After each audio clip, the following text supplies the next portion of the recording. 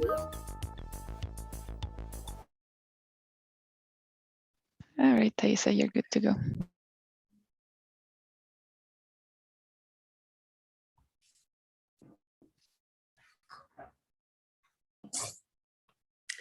Hello, everyone. Welcome to this new session, Partnership to Mainstream the Next Unicorn, focusing on economic development. I'm Thaisa Cherry Chavez, and I'll be your moderator for the day. So a few reminders for this session. It's recorded and live streamed, and it will be archived and made available on the ITU website and the Swapcard event space. The sessions will be brought live to you on Swapcard. You can use the chat to comment, ask questions in the Q&A box, and also connect with each other directly, like I did. I connected with a few of you. We encourage you as well to use our hashtags Rediscover Innovation, Ecosystem Building, and South-South Cooperation to join the conversation on social media.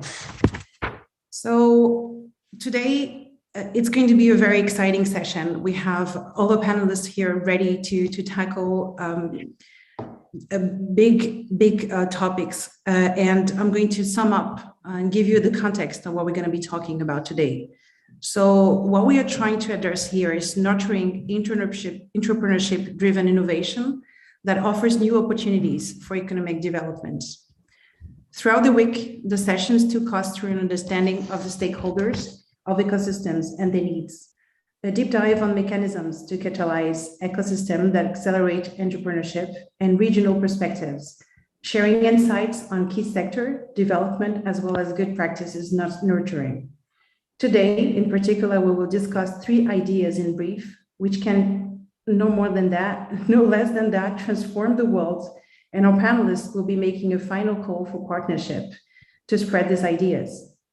This is an action-packed panel with concrete proposals that any participant at GDI can take forward in the ecosystem to mainstream entrepreneurship-driven innovation. So I will let the panelists introduce themselves. We can start with Vukashin. Hello, Vukashin. Thank you for joining us. Hello. Thank you for calling me to be your panelist in this day, and hello everyone who is listening to us. I'm Vukashin Grozdic, working in the Office of the Prime Minister as an advisor for the education, employment, and science, but for the last year and a half, mostly working on COVID issues and vaccination topics. Great, thank you for being with us. Now we have Barbara. Hello, Barbara. Hello, Thaisa. My name is Barbara Laurenceau. I'm the UNFPA representative in Benin. UNFPA is one of the UN agencies focusing on the reproductive health and rights of women and girls. And we are very much involved in digital solutions for young people to educate them and prevent unwanted pregnancies. Thank you very much. Very nice to be with you today.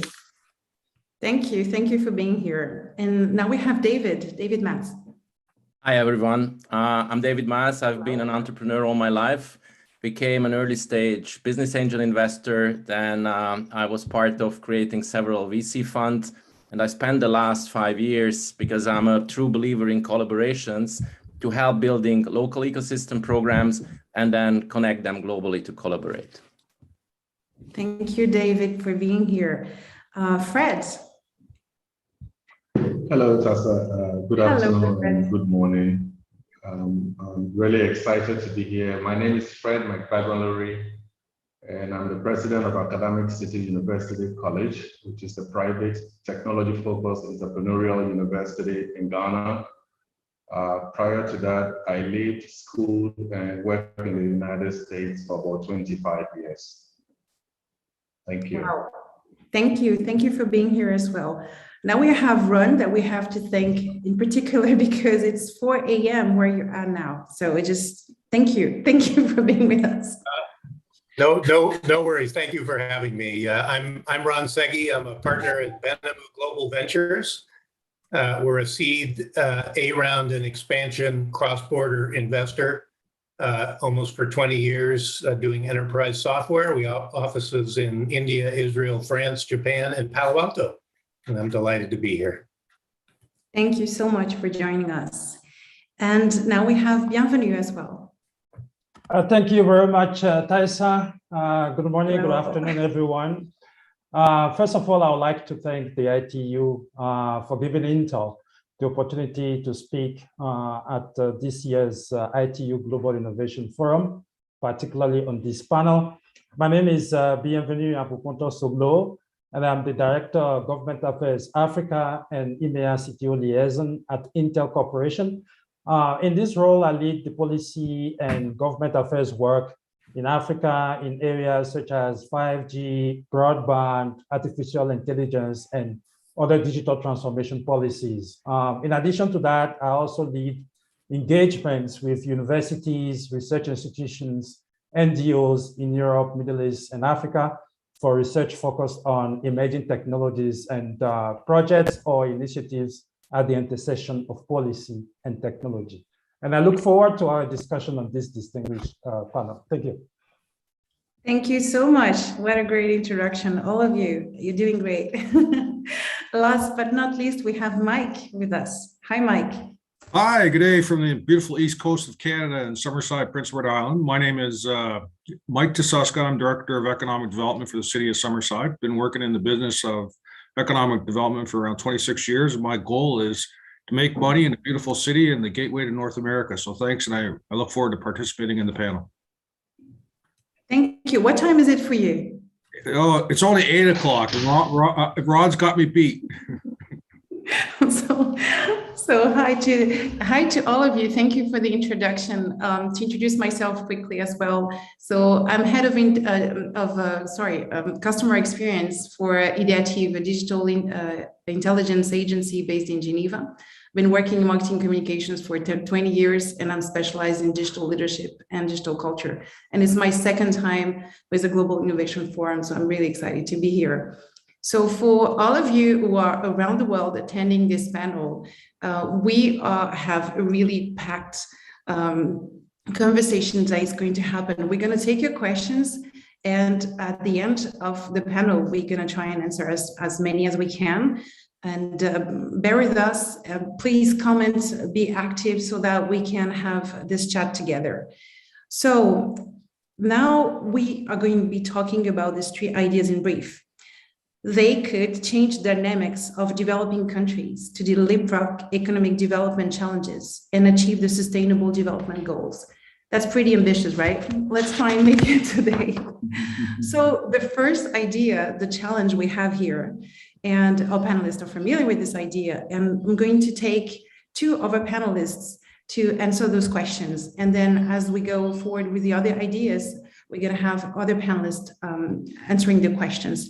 But please do not hesitate in a panel if you want to jump in, if you have something to add on to add value to those questions as well for each and every idea. So challenge and idea number 1, we discussed about how to transform any tech-focused university in a developing country into an entrepreneurial university that empowers local talents to solve local problems.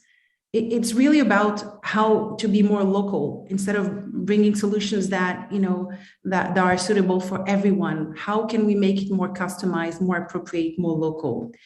So the solution we came up together with is to build a bridge between the private sector, academia, and entrepreneurial support networks, and to achieve measurable impact on economic development. So I would like to invite Fred to share one challenge and one opportunity to achieve an entrepreneurial university. And it's a big question, and you're starting with this panel. So thank you very much.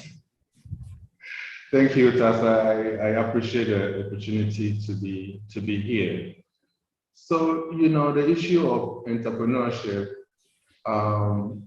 is a worldwide conversation. For those of us that went to school in the United States, the challenges of even teaching students to take their projects from the classroom into the marketplace has always been a challenge because they just want to finish their projects and just run off. And we have configured them to believe that you always have to go find a job when you graduate from college. Entrepreneurship is something that special people do.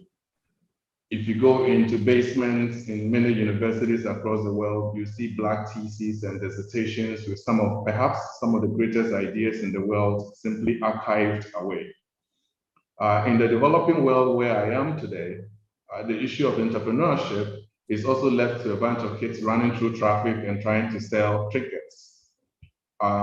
Universities are beginning to wake up to the fact that in the absence of industries here, we have to be deliberate about how we teach students to take projects from our institutions and go out there and launch them into enterprise. We have spent most of the debates talking about the chasm between industry and academia and whether academia is producing the right set of students for industry. Well, the sad part is that there's really no industry. So if there is no industry or limited industry, how is then there a chasm? So the challenge has been that we've been focusing on procurement, and we've run most of our countries based on procurement. And a procurement-driven economy is unable to produce local jobs and industries. So I think the need to have structured entrepreneurial programs cannot overemphasize.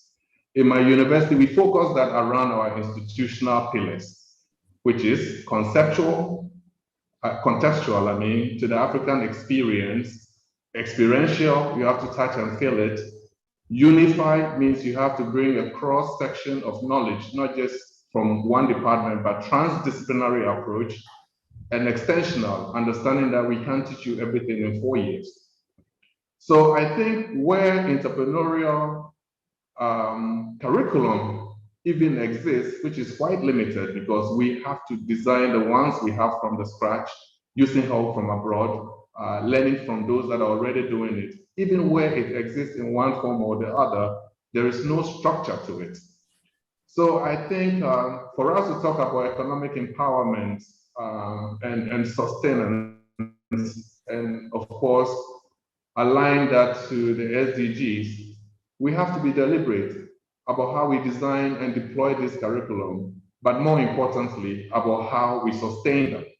So when COVID hit, there was a lot of apprehension in Ghana at the time because we had 67 functioning ventilators in our hospitals. And of course, for a 30 million population, there was obvious panic when the country was about to shut down. So I basically sent a call out on Facebook, saying during this lockdown, is there anybody out there who would like to join me to build a medical device? Of course, having spent 16 years working on medical device and equipment, I wasn't panicky about it at all. And assembling a bunch of second-year engineering students, we were able to come up with a device, that in the event that COVID had hit, the way that it was anticipated to hit, we would have been able to rise up to the occasion. But what was quite interesting and worth sharing is that we came up with a ventilator that understood the dynamics of the local environment, that there was no electricity. And so the system has to have a backup battery that could last for 12 hours. And 12 hours is about how long it will take to travel from one part of Ghana to the other, on the longest trip. And so the batteries were backed up specifically for that. You could also have a connection to your battery, your cigarette lighter in the car. And then you could also charge the system with solar.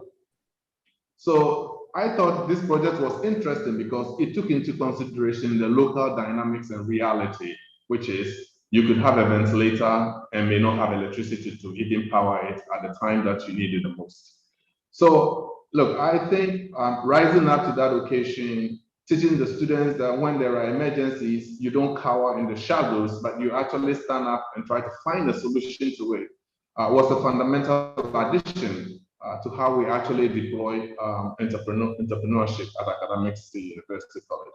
So ultimately, I think what we need to do and continue to do better at is to basically teach the kids that whatever projects you are working on, there is a potential that this can become an enterprise. And it is only by developing such enterprises can we actually provide an environment where people can gainfully be employed, improve on economic activities, and have sustainable communities. So I'm gonna pause here. Oh, wow, so interesting. So, I mean, for me, what I heard here that really stuck with me, that there's a need to have more structured entrepreneurial programs, but not just that, but it's about the mindset as well. Because this, like the hacker in chief mindset, how do you make the mindset focused on not just problems, but solutions? And when you have an environment that is so constraining or constraining per se, how do you pass it on to the students? And then have this entrepreneurial mindset, but it's not enough. Then you need the structure as well, right? That's correct. Yes, ma'am. Thank you very much, Fred. Now, I would like to invite, thank you. I would like to invite Bienvenue to ask you as well the same question I did ask to Fred. Another challenge to achieve entrepreneurial university and what could be done about it. Thank you very much, Moderator Taisa. First of all, I would like to talk about Intel purpose as it relates very well to the theme and the ideas we are and will be discussing on this panel. At Intel, our purpose is to create world-changing technology that enriches the lives of every person on Earth. As all of us participating and listening to this panel, we are distributed across the globe.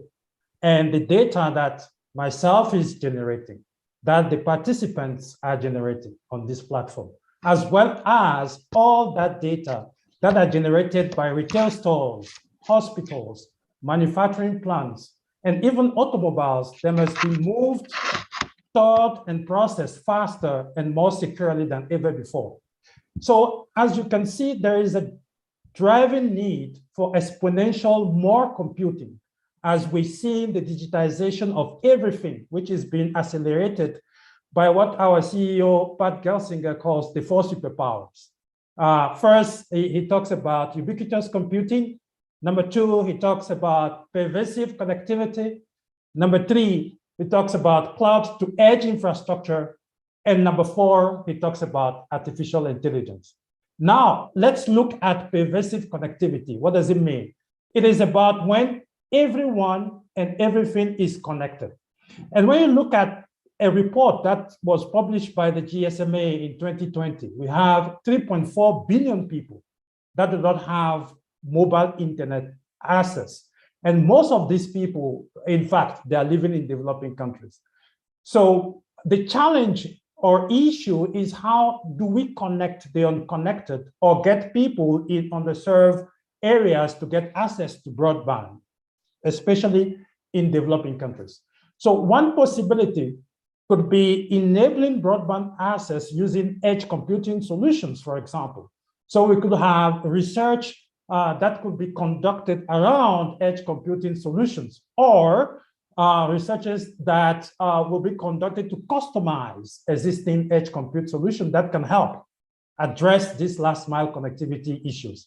So in fact, to answer your question, another challenge to achieve entrepreneurial university is for universities or research institutions to look at how we can have appropriate local research on local problems, which in this case is the last mile connectivity issue in underserved and unserved communities that I just talked about. And I think that we could build bridges between existing research institutions, universities, and the private sector to address this last mile connectivity challenge using emerging technologies such as 5G, Wi-Fi 6E, etc. And this could be done, of course, in collaboration with the ITU. Thank you, Taisa. What a great conclusion. I love that. And I think the team at the ITU is going to love that as well. Thank you for all this. I mean, I would love to see, if possible, by the team here, the 4 superpowers in the chat. I think they're really powerful.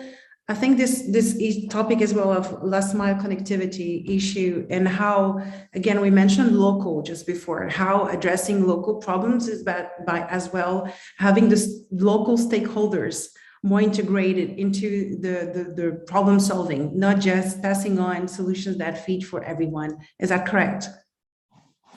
Thank you very much. Yes, that's correct, Taisa. I would like to ask again another question as well to share your view. Sorry here. Yeah, I think that I had another question for you. Sorry about this. About Fred. Yes, Fred, sorry. Thank you.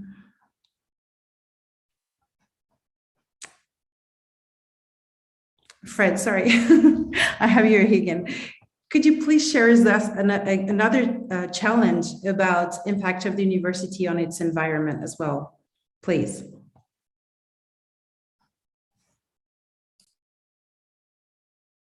You are on mute.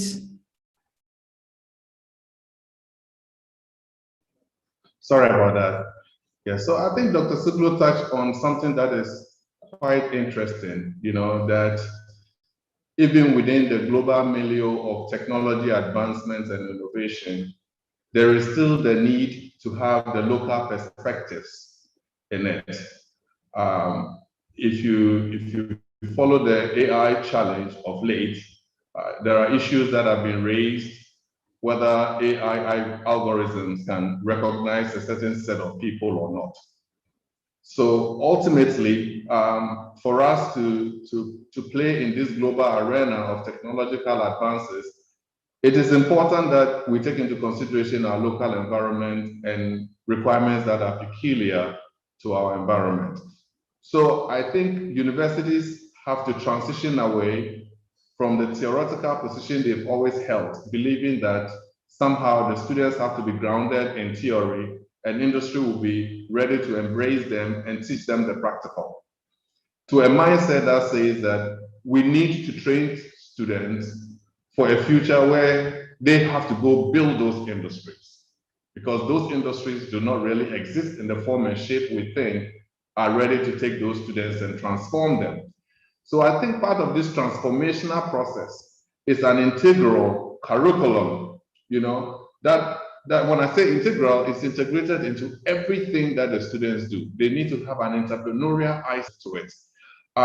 In Ghana, for instance, when I was growing up, if people go to school and study anything in music or the drama or the arts, there was a special label for them, which was quite demeaning, because we didn't think that people needed to go to the university and study drama and theater arts. Well, if you live in New York and you are in the opera, you'll be making so much money that you will know that it's a good career to have. And so even the mindset of thinking that entrepreneurship and innovation is only in the sciences and engineering and eliminate the arts, it's a problem. I think we need to bring in a curriculum that says entrepreneurship is everywhere and it should be an integral part of the way we do things. It's a mindset. It's not a series of events that you follow around. It's a continuum. And we have to be structured and deliberate about how we deploy it. Thank you. I love what you're saying here and really have, I think, piggybacking on what Bienvenue was saying, to train students to build these industries. I think this is a really powerful statement. And of course, it's easier said than done because it's a change in paradigm, and we need to make sure we provide the students not only with the mindset, but as well with the tools and in concrete collaboration with industry and with companies as well. Thank you very much. Another question for Bienvenue. I would love you. Thank you, Fred. Thank you. Thank you. The same question for you. I would love you to share your views about connecting university to other stakeholders to achieve impact. What can you tell us about this? Thank you very much, Thaisa. Talking about building bridges to the wider ecosystem to address this issue of silos, I believe that there are plenty of resources, but stakeholders often need to build trust and collaboration. Talking about resources, for example, at Intel, we have launched our RISE strategy and 2030 goals. And through this strategy, we strive to create a more responsible, inclusive, and sustainable future that is enabled through Intel's technology and the expertise and passion of Intel's employees.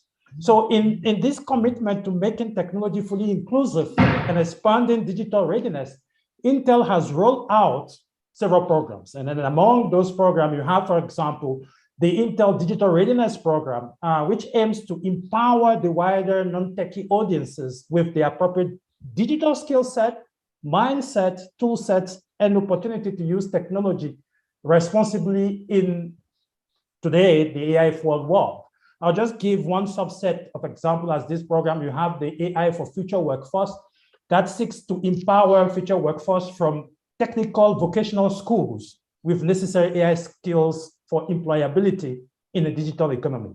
Another program is our Intel Developer Zone that provides the official source for developing on Intel hardware and software, where you will be able to explore our most popular development areas and resources. So if the resources are there, how do we collaborate and build trust? I believe that we will have to look at a multi-stakeholders approach that involves the tech universities, the private sector in the technology domain with technical know-how that have resources. We have to look at the partners and international organizations such as the ITU, for example, whereby the focus will be on how to address the challenges that we face. For example, we could look at traffic management challenges in mega cities in developing countries, for example, or we could look at how do we develop or improve our healthcare capability by using available technologies, innovations, and resources to solve them. And this will be done working with professors, researchers in the universities. In fact, there could be, and I believe there are already, private sector companies collaborating with universities to set up research labs to work on how, the above mentioned examples of challenges or any other ones could be solved. And the result of this research could be turned into solutions that could be viable, since they will be solving the needs and challenges in those places or countries. And at the same time, this approach will help develop and empower local talents that are solving and will be solving local problems. Thank you, Tyson. That's really powerful. Thank you, Bienvenue. I mean, really, that's again the mindset we were talking before. If I can go a little beyond your words, it's not just on thinking what are we lacking, what are we missing, but how can we work with what we have? And having this hacking mindset is really important. And I think that from everything you said here, again, this word of local and the other word of collaboration, they get coming back, because that's how you shift the traditional way of approaching universities and insulating more this entrepreneurial mindset. And that's very hard to do. So I think with your examples and concrete cases here and what Intel is doing, and as well as what Fred just said before, I think it brings a whole nother perspective. Thank you very much. I would like to thank as well the participants here in the chat. We have lots of questions and comments coming in, and we'll take those questions hopefully so at the end of the panel here. So thank you for participating. So with that said, thank you both for bringing your perspectives. We are going to be doing at the end of the panel, as we said, a call for partnerships. So I would like to introduce now the second idea and the second challenge. And we have a few panelists who are going to be interacting with this. Thank you again, Bienvenue. So the challenge here, how do we support any startup into becoming a high growth startup? That is a big question, right? And how do we accelerate success rates of startups with high potential in less mature ecosystems? I mean, if you find the answer to this question today, I think we'll do pretty good. One of the approaches we had while preparing this panel, we mentioned that we needed to build trusted ecosystem bridges between global resources, global, as we say, local before, so that's something we have to keep in mind as well. So global resources and opportunities that are homegrown to create economic wealth.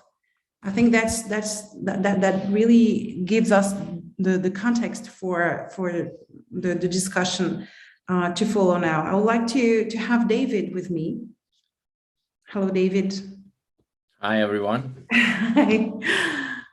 So thank you for being here. I would like to ask you a question. We talked about this. What problem was the Hungarian ecosystem facing that requires branching out to other ecosystems? And what did you do to figure it out?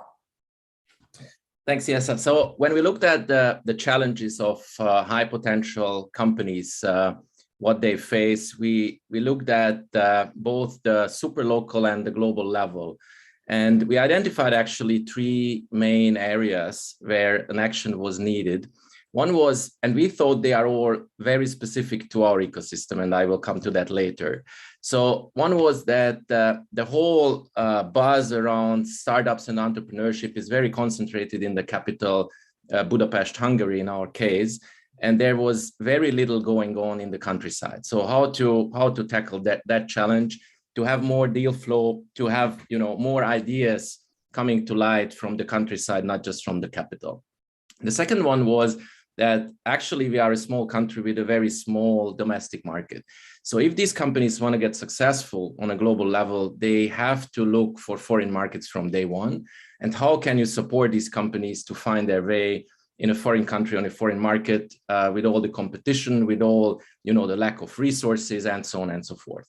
And the third one was very specific. Once these companies with high potential reach the market, the lack of mentorship, as we called it, so local support, mentors who know the market, who can help them, navigate their way around.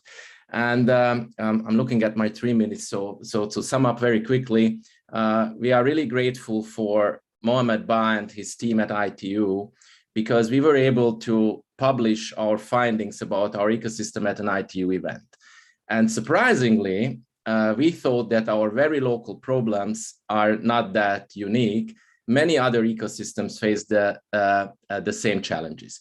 So when we talk about building these bridges and the collaboration with other ecosystems, one of the first topics you start talking and then start collaborating is the very same challenges that others face around the world in very different cultural and geographic backgrounds. And the second thing I like to say is that through ITU's help, we were able to find the right partners locally who do believe in this global collaboration and bridge building, face similar challenges, and we figured that working together instead of competing, we can help our own startups to be more successful on a global level. Thank you, David. So I see quite a bit of a paradox, maybe with what we were saying before, saying that we need to be local and to address local issues and challenges. And you're bringing something a bit different here, another perspective that actually many entrepreneurs around the world are facing the same problems. So how can we get together and tackle those issues, but still applying this local level of execution and planning and developing those startups? Is that correct? Yeah, exactly. And when you see others and talk to others who face similar problems and some who already found some solutions, and you share those solutions and start working together, then you become stronger on the local level, and the collaboration on the global level is filled with meaningful content. So there is an internal motivation to work together on a global level, at the same time helping your local ecosystem challenges to tackle. And how can we still have a few seconds left, how can we still leave this local or a country, I would say, mark on things we're doing and still going global? Is it possible?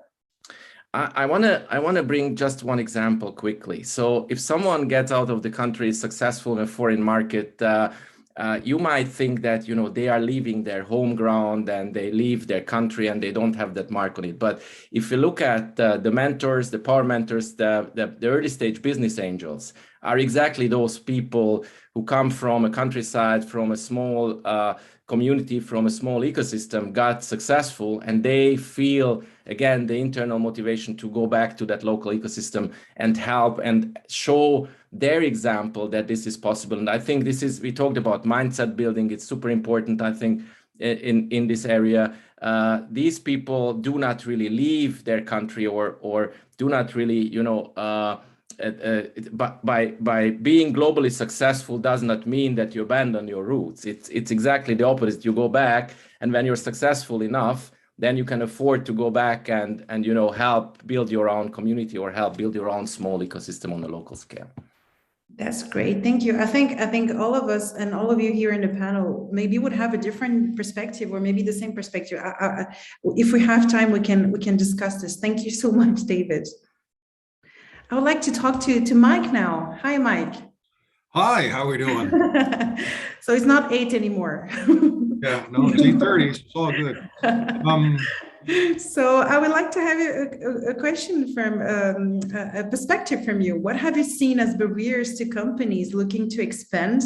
That's a big question. Everyone asks this question in North America. I mean, that's the $1 billion question.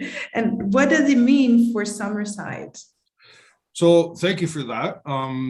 I'll start off some of my remarks is we don't know what we don't know. So you better surround yourself with great people. That's the first barrier that you need to kind of overcome. And luckily through ITU and through David and Ron and some others, we really built what I'll call a team around us to help us become successful. And I think as David mentioned, a lot of global expansion doesn't mean you're abandoning your home country. You're actually just expanding to a new market to grow your business, which is really important. And from our perspective, we've had a lot of experience in attracting global investment from the UK to Poland, to South Korea, to China, and they've all been expansions. And I think the two biggest barriers that we've seen is just awareness and traction is how I can boil that down. And in a lot of cases, when I look at and we talk to companies that are looking to expand in North America, the holy grail of markets. Part of the challenge is it's like starting a new business from scratch, and the issues become heightened as you try and expand globally. So from our perspective, and our experiences over the years, we've seen language obviously is a business barrier for a lot of companies. Just the little nuances in language can really cause challenges when everything from executing contracts to lease agreements to whatever that case might be. There's obviously cultural differences. So understanding those cultural differences and how to apply them into your local context. A big one that we've seen is the management of multiple sites. So it's difficult for small business to continue to operate a business in their home country, the UK as an example, and expand in North America without kind of, you know, how do we do that is a bit of a challenge.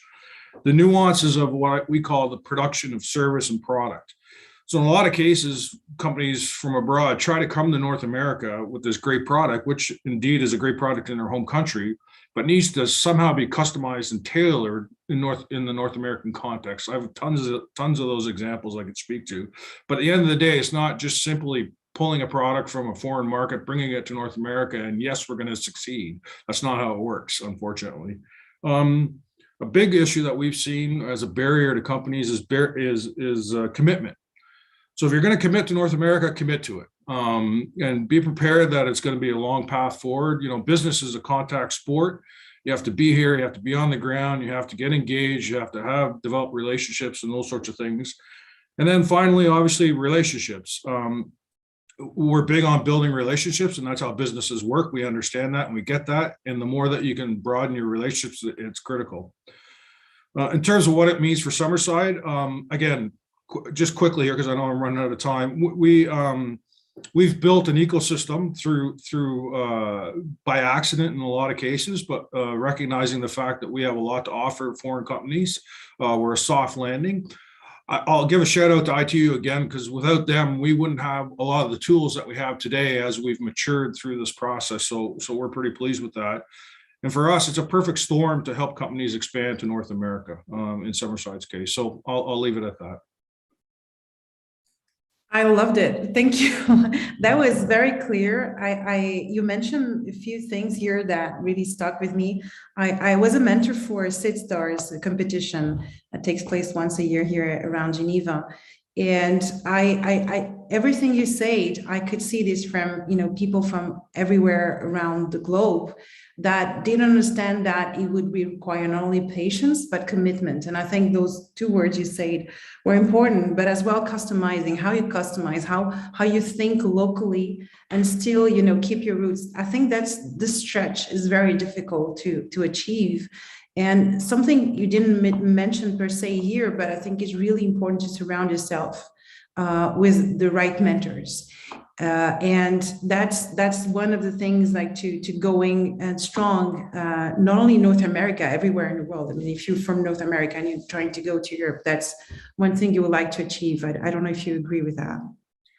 Absolutely. Relationships and mentors and having that support network around you is critical to your success, 100%. Thank you very much. Thank you. Thanks. Now we have Ron with us.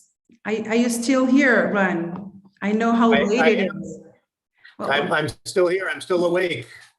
Let's consider some people like wake up at this time, or even some go to bed at 4. So I don't know where you're standing here. So thank you again for being with us.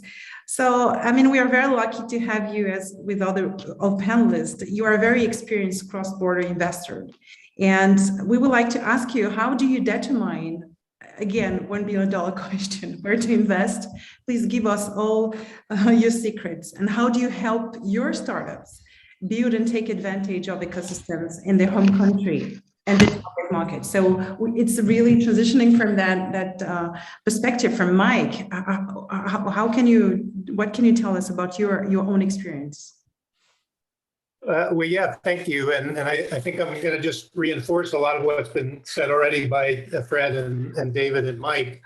At BGV, we make about 20 investments a year. 70% of them are cross-border. And it really comes down to the right combination of technical skills, supporting ecosystem elements, entrepreneurship, energy or grit, and a desire to have an impact on the global stage. Just as an example, many of us at BGV worked at a networking company called 3Com Corporation in the 90s, and we were one of the first Silicon Valley companies to invest in Israel. And this was before Israel was on the map as an entrepreneurial powerhouse. We did it really for 6 or 7 reasons. They had the technical skills coming out of in this case, the military, strong supporting and practical education system, as Fred said. Really important is a home market that demanded promising, unique products, in this case, internet connectivity. So these startups were able to develop and meet demand in their local market before considering going internationally. There was a small but developing venture business supporting government policies, simple taxation, global taxation, local taxation, and governments that created a certain amount of demand for products as well. And then super important is a culture of entrepreneurship, and it's not exactly a word, but multiculturalness. And as Mike said, language skills are quite important. So those were the key elements, and what we really added, as David said, is kind of mentorship on the global stage. Global practices, global laws, cultural differences, global funding sources, and ongoing day-to-day mentorship. So we did that in the 90s. Israel became a powerhouse on the global stage. Not especially because of us. And then we did the same in China with a networking business a decade later. So let me stop there. Oh no, don't. No, I have a question for you. Thank you for this. Because we still don't have the secrets. So from those, you mentioned 20 startups a year, more or less. I guess it's an average. What is the common feature, for instance, if any, you have on the startups you're investing in this year? Because we are in a very specific context with COVID. And many companies, and not only companies, but as well startups had to pivot. So do you have any common feature you see that makes you want to say, I want to invest in those people beyond everything you just say, grit, mindset, etc.?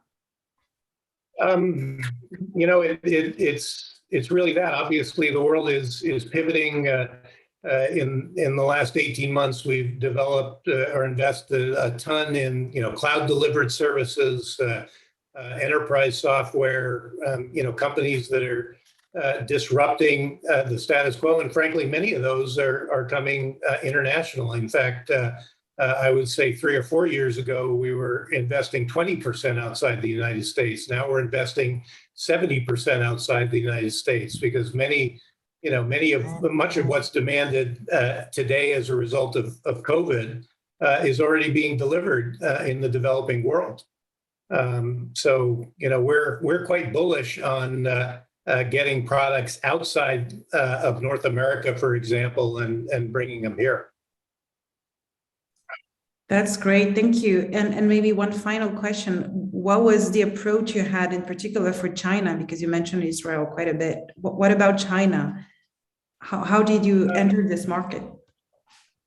Typically through joint venture, and frankly, that's where I learned the importance of, I guess I would say home market advantage. So we did a joint venture with a local company there. We were able to tap the latent demand for networking connectivity and applications later in China, and then help these small companies export their business to the United States, which required, language was a problem. There were cultural issues getting outside of China and so on. And that's where our mentorship and frankly, patience really paid off. And in the course of a couple of years when we were really investing actively in China, I think I made 25 trips over to China to provide, kind of face-to-face mentorship, which I think is quite important as well. So that's where COVID is maybe a little bit of a disadvantage because it's hard to get, kind of feet on the ground, in the last 18 months, but that's changing now. Thank you so much for those valuable insights. I'll get back to you later. Thank you, Ryan. Yeah. So I've been asked in the Q&A box or the chat to say the names of the people and who they work for. So it's David. Hello, David Mass again. So David is a member of the Supervisory Board Input Program. Hello, you're here, David? Yeah. Yes, that's one of my hats, exactly. So just to make sure I repeat your names and functions as we go. So a question for you, how can you help a startup with a high potential idea find resources and space to develop the high growth potential? I mean, we have like valuable questions today, so hopefully you have a way and an answer for this. Thank you. Yeah, certainly that's a very good one. And you have to look at it from two angles. One is when you face your challenges and you look for, the right market, the right resources, the investor, your mentor. But if you look at it from the other angle, there are lots of resources all around the world. The question is, and as an ecosystem builder, how can you help your startup companies from your ecosystem to find those resources? And I'm talking specifically about the target market they want to enter. We took quite a bold move there because, instead of giving them money or paying consultants on that market, we turned the whole story around and we said, and I will give you a very specific example from my own experience. I'm sitting on a board of a Canadian venture fund, and we have, lots of resources, we have lots of money to invest, and we are always looking for the best projects, obviously. So we can say that we have more investment dollars that we can get projects ourselves. So from the Hungarian side, we were exactly pledging on that and said, okay, find the selfish interest, and I very much love to call it the selfish interest in the best sense, of the right partner on the target market who can really and I don't want to use the word help our startups, but rather, where do these interests meet? So if I'm preparing my companies to be to ticking off the boxes of a foreign investor on their target market, then this investor will invest in them based on their own selfish interest. But at the end of the day, the startup will get the investment they need in order to, do business there and grow. So when I look at the last 5 years, we have been following this path and looking on an interest-based collaboration. And it's not a hidden one, but we always put that on the table. And it's many times it's surprising people when you ask them, okay, why would you want to help me? Or why would you want to collaborate with me? And, people say nice words and so on. But if you ask, okay, but what's your real internal motivation? What's your interest? What's your selfish interest? That opens up a completely different collaboration and also conversation. And once you start talking, then you figure out, we have been talking about these bridges, that these bridges are not one-way bridges. It's not only an ask from one side, but we also can give all the time. And if you figure out that two-way bridge where both selfish interests are satisfied, that will be the fuel for a good collaboration. And if as an ecosystem builder, you find those partners who are looking for something, the others can offer that something, and you do that matching right, this is how you can build a scalable program to actually bring those innovation startups back and forth on that two-way bridge. That's great. I love this. It's about not just, making money. I think, obviously it's one of the goals here, but as well how you match.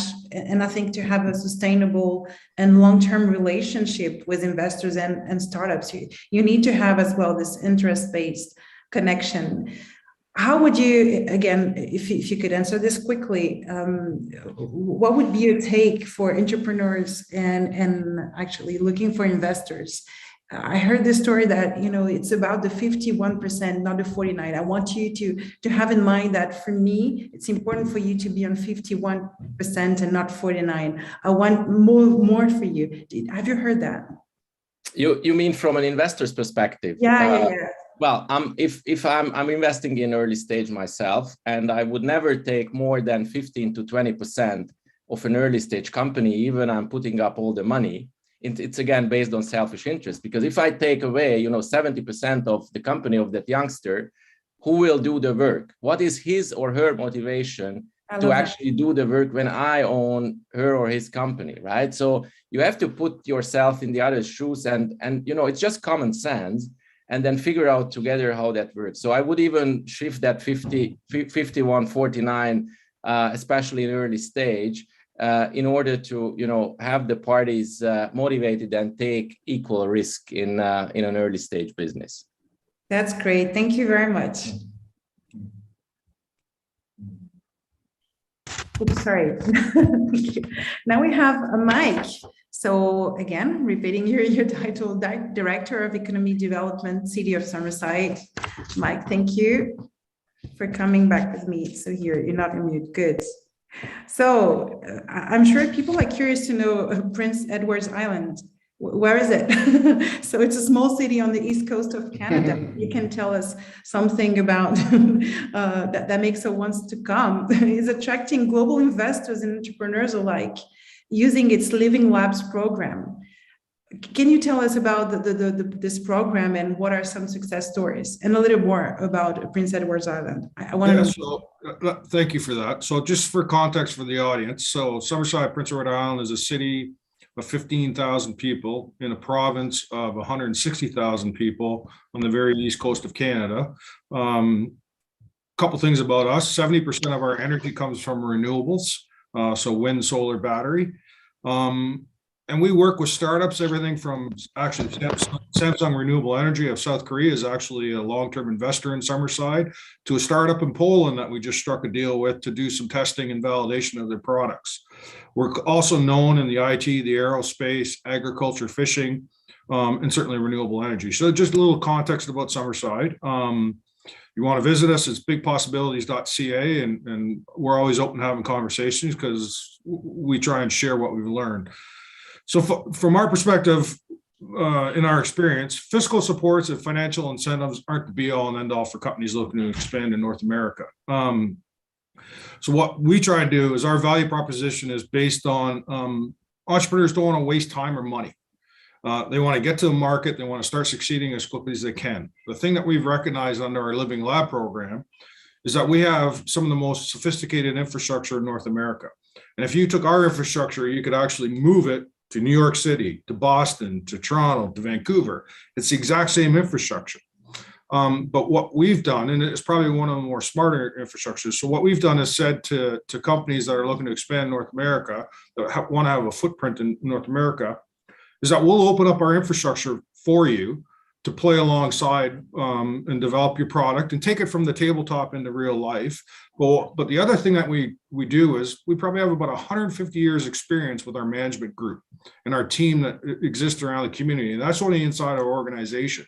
Is what we said is we'll allow you to tap into that knowledge and help you try and sophisticate and develop your products. Recently, there was an article where a North American-based company actually was doing artificial intelligence for wind predictability analytics.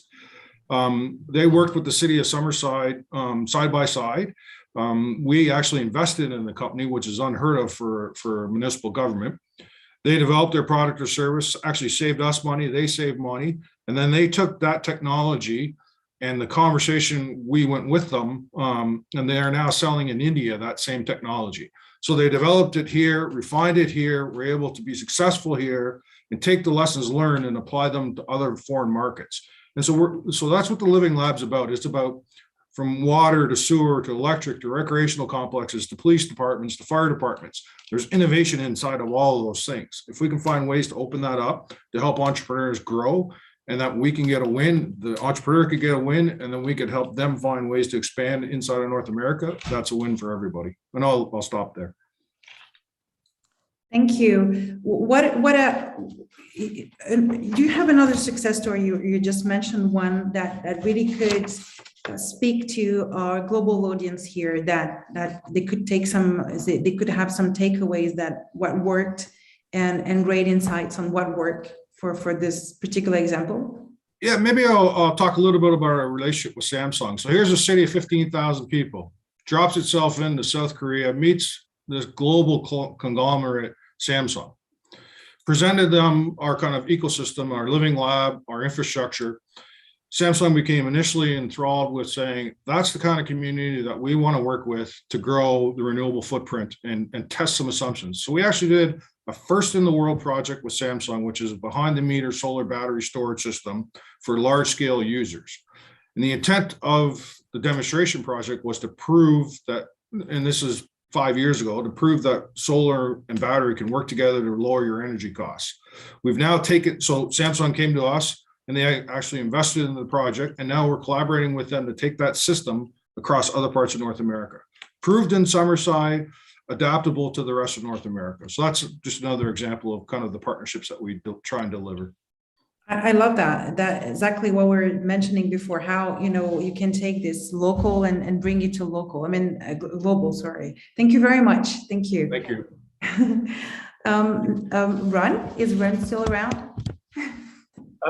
I'm still here. Don't worry. I'm not going back to sleep. I'm sorry. I'm being a bit, I'm teasing you here a little bit. I could not do a panel at 4 a.m. I could not. Yeah, no. And I'm not a morning person either, so. So I'm very admiring here. So Ryan, another question for you. So in rethinking partnership to invest in developing countries, what type of ecosystem partners are the most important to early stage startups in your experience? Yeah, first of all, I have to say that, it's tough to follow Mike, all that energy and enthusiasm and success. Exactly. Thank you, Mike. Thank you. You're keeping us and awake. Yeah, exactly. Yeah. Well, look, it's really what I said before. It's a package of the right education system, source of early stage funding, government policies, and so on. But I think one of the themes here this morning or this afternoon, this evening is mentorship, and from my perspective, that's an incredibly important aspect of success both locally and importantly on the global stage. And I think you sensed it here from Mike, from David, the kind of mentorship that's necessary to succeed globally. And I can give you, two examples of how we developed startups. Again, one coming out of Israel, a company that we found and funded, not in the very early seed stage, but really, kind of beyond the angel stage. And this was literally two young kids, I'll say kids, that were working in local IT help desk and developed some software to automate some of the repetitive activities that they were doing. They started talking to their friends about it, and their friends were asking other help desks, hey, can we use that software too? So they decided to start a company. They got some local funding, not much. They mostly bootstrapped themselves. And then they started selling this product locally to banks and insurance companies in Israel. We found them through our network at BGV and gave them their first expansion round. And then literally it was hours and hours of mentorship by me and our partners, mostly related to the cultural aspects of doing business outside of Israel in North America. So for example, Israelis and Chinese, for that matter, technologists believe that if we just present our technology to the customer, they're going to buy it. And all they talked about, spec sheets and technical stuff. And, of course, here in North America, we're all about relationships and, ongoing partnership and support and so on. So we literally spent hours and hours mentoring these youngsters on how to succeed in more of a partnership fashion in the United States versus just a technical fashion. And, of course, Israelis, I can say, are not always right, but never in doubt. So we had to spend a lot of time convincing them that there are other ways to do business globally and so on. So I can't underscore the importance of the partnership and mentorship as you move from your local ecosystem to the global stage. So let me stop there. Thank you. Another final question for you. What makes, in your eyes, if you're looking for an investor and a mentor, in particular a mentor, what should people look at, some qualities that makes up for a great mentor? Well, certainly from an investor's perspective is an investor who's actually run a business and succeeded with entrepreneurship. Certainly here in Silicon Valley, many investors these days are, come out of the financial industry and frankly, they engage more in portfolio theory. They just invest in, 100 startups and, hopefully one of them is a unicorn and that makes up for the losses in the other 99. But it's really important, I think, to do business with investors who've had some success and know the ups and downs of startup life. Because one day you're euphoric and the next day you're despondent, and can really guide you through all the nuances of building a successful business. Great. And what about you? You mentioned bootstrapping. That's like the hot trend, like for entrepreneurs. I think that they can bootstrap at any stage, anytime, no matter what. What do you think about? Oh, look, I'm old-fashioned in that regard. I think the idea of throwing $20 million at a company that has no product, it just leads to sloppiness. Wrong priorities. These companies spend a fortune on marketing before they even have product market fit. More companies fail by getting out in front of their skis and not focusing enough. So I'm a big fan of bootstrapping your business, taking as little capital as possible. The more capital you take, the more of your company give up, as David said. So capital efficiency is really important, certainly to us. Thank you so much, Ron. I would love to hear in the chats to read comments about, you know, what we're talking about here, and bootstrapping in particular. I think that's one fascinating topic, because, you know, it takes a lot of courage as well. It's not just and wisdom, but as well intuition, and it's not just about, you know, your own money or other people's money. It is about what you want, the vision you have, and how ready you are as well. Thank you very much, Ran. So now it's a time for our third idea, but before going to our third idea, I just want to summarize again idea 1 and 2, so that you see here that we have a thread. So again, the idea number 1 was the challenge was to transform any tech-focused university in a developing country into entrepreneurial university that empowers local talent to solve local problems, right? That's what we tackle here in idea 1. Idea number 2, the challenge is how to support any startup into becoming a high-growth startup. And how do we accelerate success rates of startups with high potential in less mature ecosystems? With idea number 3, what we like to address here with our following speakers, Lukashin and Barbara, is how to accelerate achievement of the SDGs thanks to an entrepreneurial approach. So the Sustainable Development Goals, for those who are not familiar with the SDGs, sorry. So one way to approach this is, as we mentioned, collaboration and bridges. Yes, we must build innovation bridges at national and regional levels and create open innovation platforms. But it's not enough. So I would like to ask our panelists, and starting with Barbara, one question. Hi, Barbara. Hi, Thaisa. Hello. You've been very patient. Thank you. Oh, it's very interesting. So I'm enjoying it. Thank you, Thaisa. So I'm not so I for one time I was saying your positions and all, but then I had a precision. It's not about you guys in the panel. It's about people we're going to be taking questions from. So that's why I'm not saying any more of the positions. But still, since you've been introduced a long time ago, I'm going to go ahead. So you're Benin country representative for UNFPA. So I would like to ask you, Barbara, how can UNFPA leverage entrepreneurship-driven innovation to achieve SDGs, and what are some possible challenges? Thank you. Thank you, Thaisa, and thank you very much for inviting me to this panel. I must say I am very humble, because I am not one of those big entrepreneurs like the nice guests around the table. And me neither.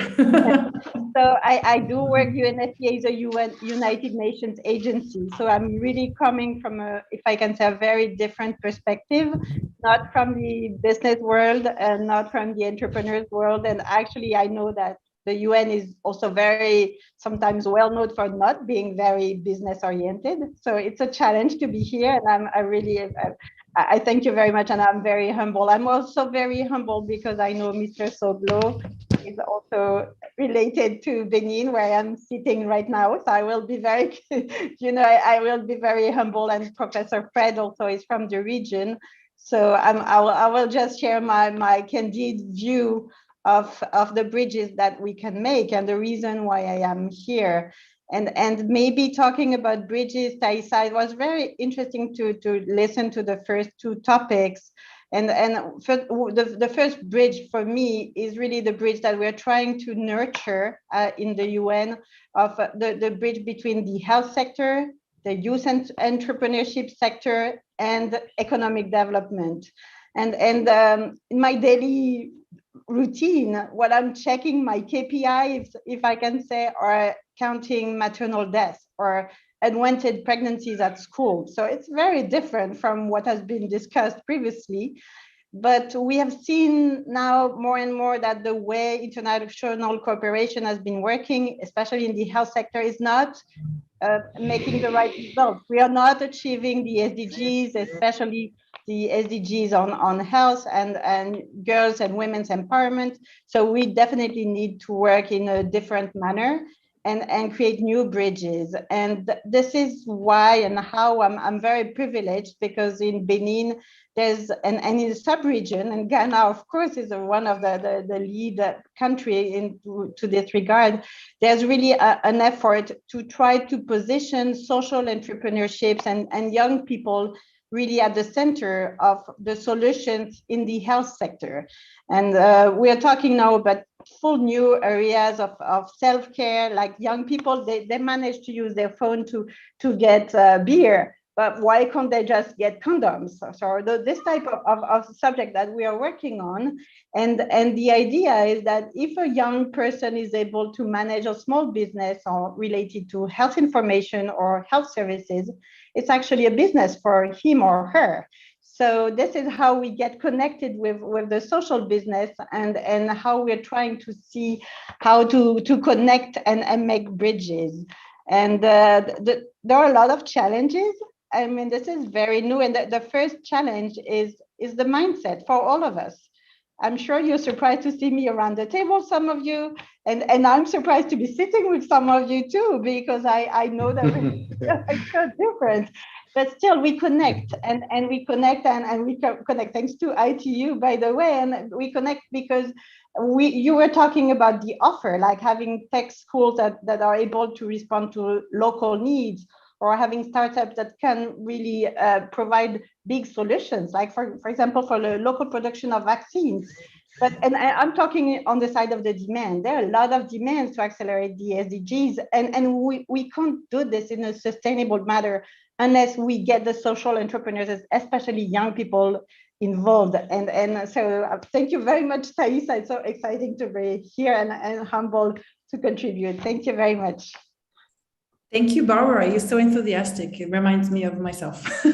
I'm very happy to be here as well. I mean, again, if we remember, the introduction here was about how can, in a way, change the world and make something different, calling for all those partnerships. So I think it's really important to have all perspectives, not just entrepreneurial and VCs and investors, but as well academia, and as well people like you with different KPIs, but still, you mentioned social entrepreneurship. I think it's really important. I'll get back to you with another question that you can actually elaborate on the Tech for Youth program. I think it's going to be very interesting. Thank you. I would like to have with me now Vokashin, if I'm pronouncing properly. You're pronouncing great. Yes. Thank you. Right. Thank you, Barbara. So thank you for your patience as well. What challenge is the Serbian ecosystem facing to focus its resources on key economic sector, job creation, and inclusion? And good luck with 3 minutes to answer this question. Yes, well, it's a hard question. It's a general question that every government is thinking about and trying to find the answer. One of the answers that one of the ways that we find to answer this question was doing a smart specialization strategy, which is like something EU style and the way of doing public policy. So we have done a thorough research on the sectors that are most promising in Serbia. So in order to create this smart specialization strategy for the Serbia.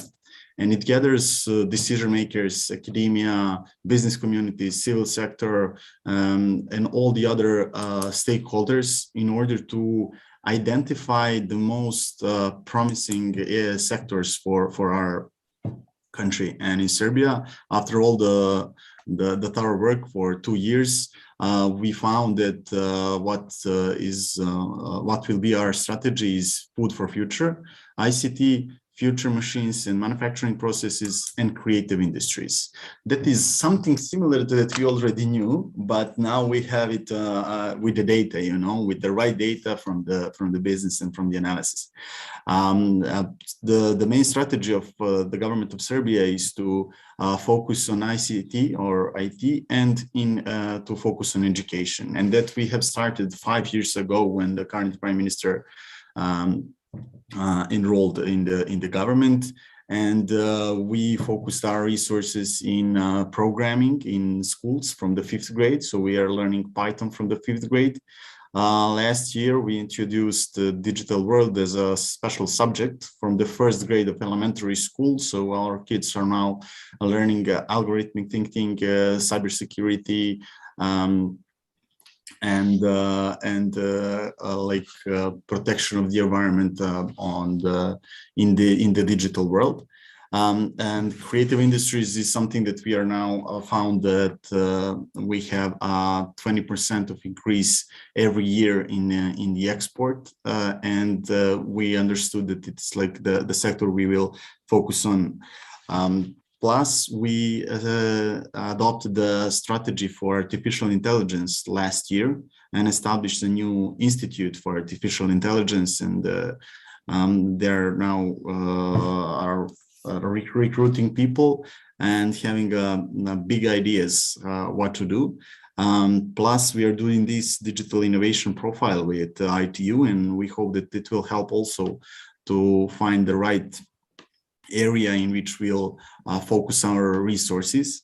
And when I speak about the strategy for AI and the established research institution, we also invested in new programs, master programs and the bachelor programs for AI. In the last month, we were thinking about structuring a new sector in the government, not as a ministry level, but as an office level, to have an office for AI, because we already have office for IT in the government. But when we have another sector for AI, we think that it will boost the government perspective on importance of the data and the value of the data and the way how they will structure the data and open it for the businesses in order to analyze them. And all of that was started few, as I said, 5 years ago, but now we have so much data that show us that that was the right decision to focus on IT and to focus on education. Thank you so much. We are running a little bit out of time, but I still want to ask a question from you about inclusion. So you put a lot of focus on artificial intelligence. What in particular is Serbia doing on that field combined to artificial intelligence and research? And in the launch for this office for AI, is it how inclusion is a priority for you? Mm-hmm. So it's structured right now as a general institute for IT, but they now are making focus on health and also on automotive. So an image recognition part of that. So now I think that the part of the inclusion will be mostly connected with the health and the data we are gaining from the health sector in order to help medical workers better to understand the conditions of the patients and to make faster decisions. Also to during the COVID crisis to on a kind of way keep our resources because we can find now we are finding a way how to on a kind of way help our doctors to stay less in the COVID zones, in the red zones. Thank you. Very interesting, Vukasin. Thank you so much. I'll have you in second again. Thank you. Barbara, you're still around. Yes, I'm still around. And still enthusiastic. That's great. So I have this question for you about the Tech for Youth program. How can a program like that be scaled up? Because we want to, see how we can be, you can set an example for other countries as well, and use this as a good experiment to achieve SDGs. Again, that's a tough question, I think, but yes. Hopefully you'll be able to give us some insights. Yes, thank you very much, Thais. And in fact, the Tech for Youth program is an initiative that is linking 5 countries of the region. It's Benin, Togo, Burkina Faso, Nigeria, and Ghana. So it's something that has been supported by UNFPA, but is really working with the local ecosystems of the young people in technology. And maybe just to step back for 1 second, initially for up to maybe 3 to 5 years ago, the way the United Nations used to work was, okay, we need to pass information to young people on sexual education. So since the digital world is so, active, we open a bidding, and then we have a company prepare an application, and then we have this new app for, information on sexual and reproductive health. And most of the time, up to recently, those contracts were mainly done with international organizations or international business, and they were really not creating the good conditions for the local actors and the local young people to promote their own solutions and all digital solutions.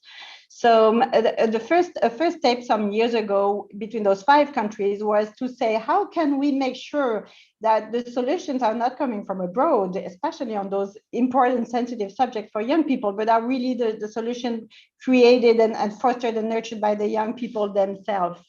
And a second observation was that we realized that a lot of money was being spent at national level to produce the same type of application. For example, you will have an application explaining menstruations to young girls in Ghana, in Nigeria, in Benin, although they all have the same menstruation system. So why would we spend so much money in each country to do an application that is not that good at the end, because we don't have money to promote it afterwards?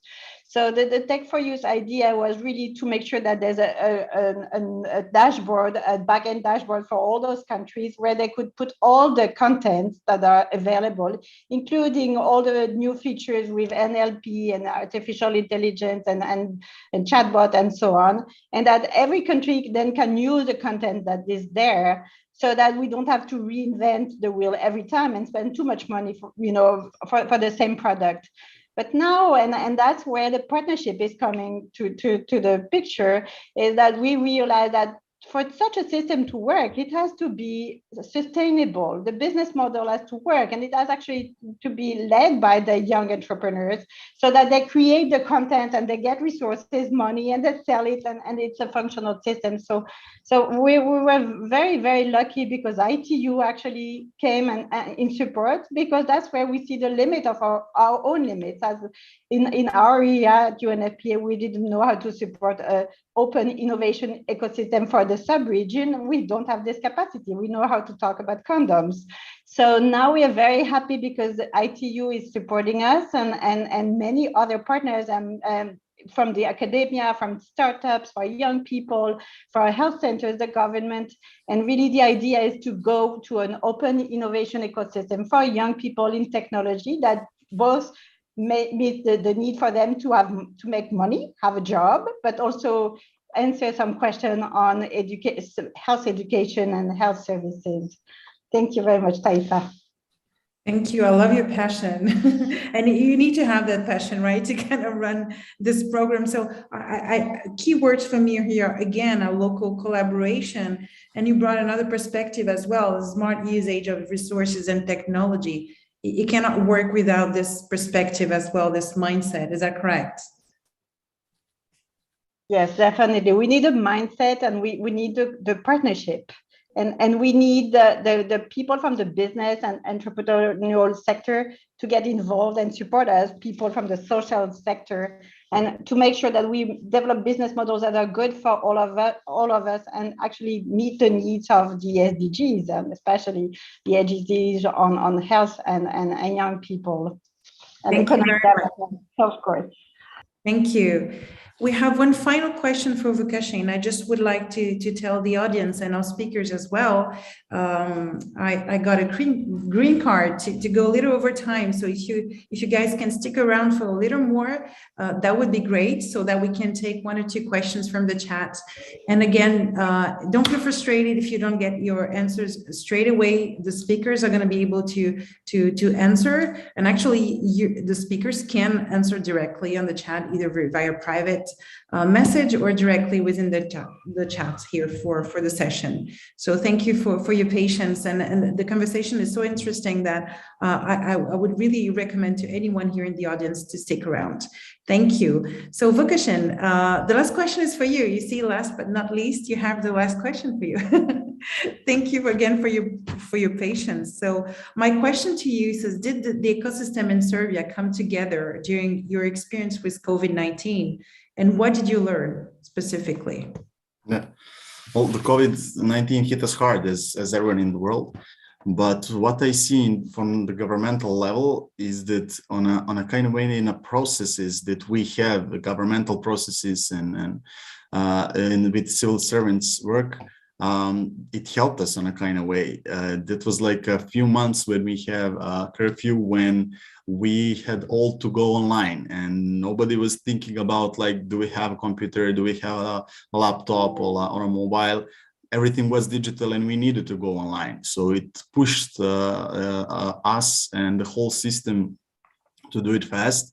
And I think like that, that gave us like 5 or 10 years in advance, because that will be probably needed for the system to go online and to start using like Zoom, right? We are doing right now. And that changed a lot of meetings we have. So now the whole governmental sector, we are really fine with that, you know, like when I'm speaking about the civil servants, now they're really okay to have a conference call online and to be in touch. We don't have to have in-face meetings. And that really changed the perspective, you know, because those are the people who are writing the laws and bills and the whole legislation.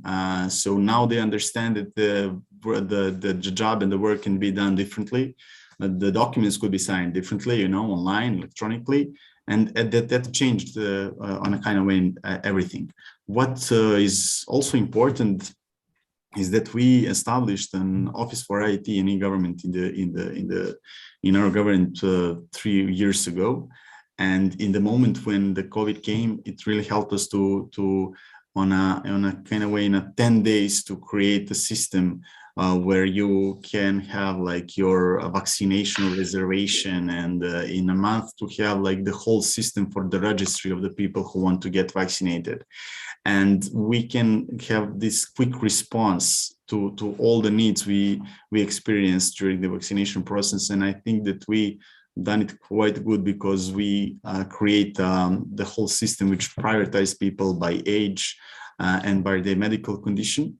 And in Serbia, everyone could choose which vaccine they want. So we had Pfizer, we had Sinopharm from the Chinese, and we have Sputnik, Russian one, we have AstraZeneca. So we have like a table of vaccines, so everybody could choose which vaccine they want. And then we know like how many vaccines we have by the priorities, and we were calling people like on that day, in that time, you can come and take your vaccine. And then that helped us to create the government services like electronic services, and now people are more keen on using them. You know, they understand that the government will communicate with them, and that they can do other things like to schedule your license plate, or to schedule your some other medical appointment. And now we are having this momentum, and we are trying to use it even more. Thank you so much. I mean, that's so interesting. And what you're actually mentioning is what many countries around the world had to go through, and not just companies and countries had to have this entrepreneurial mindset and pivot quickly due to COVID. And the digital transformation accelerated in ways that the level of digital maturity for different countries has increased tremendously. So it's very interesting to have these examples, and piggybacking on what you were saying about the programs that were put in place and what you're doing for schools.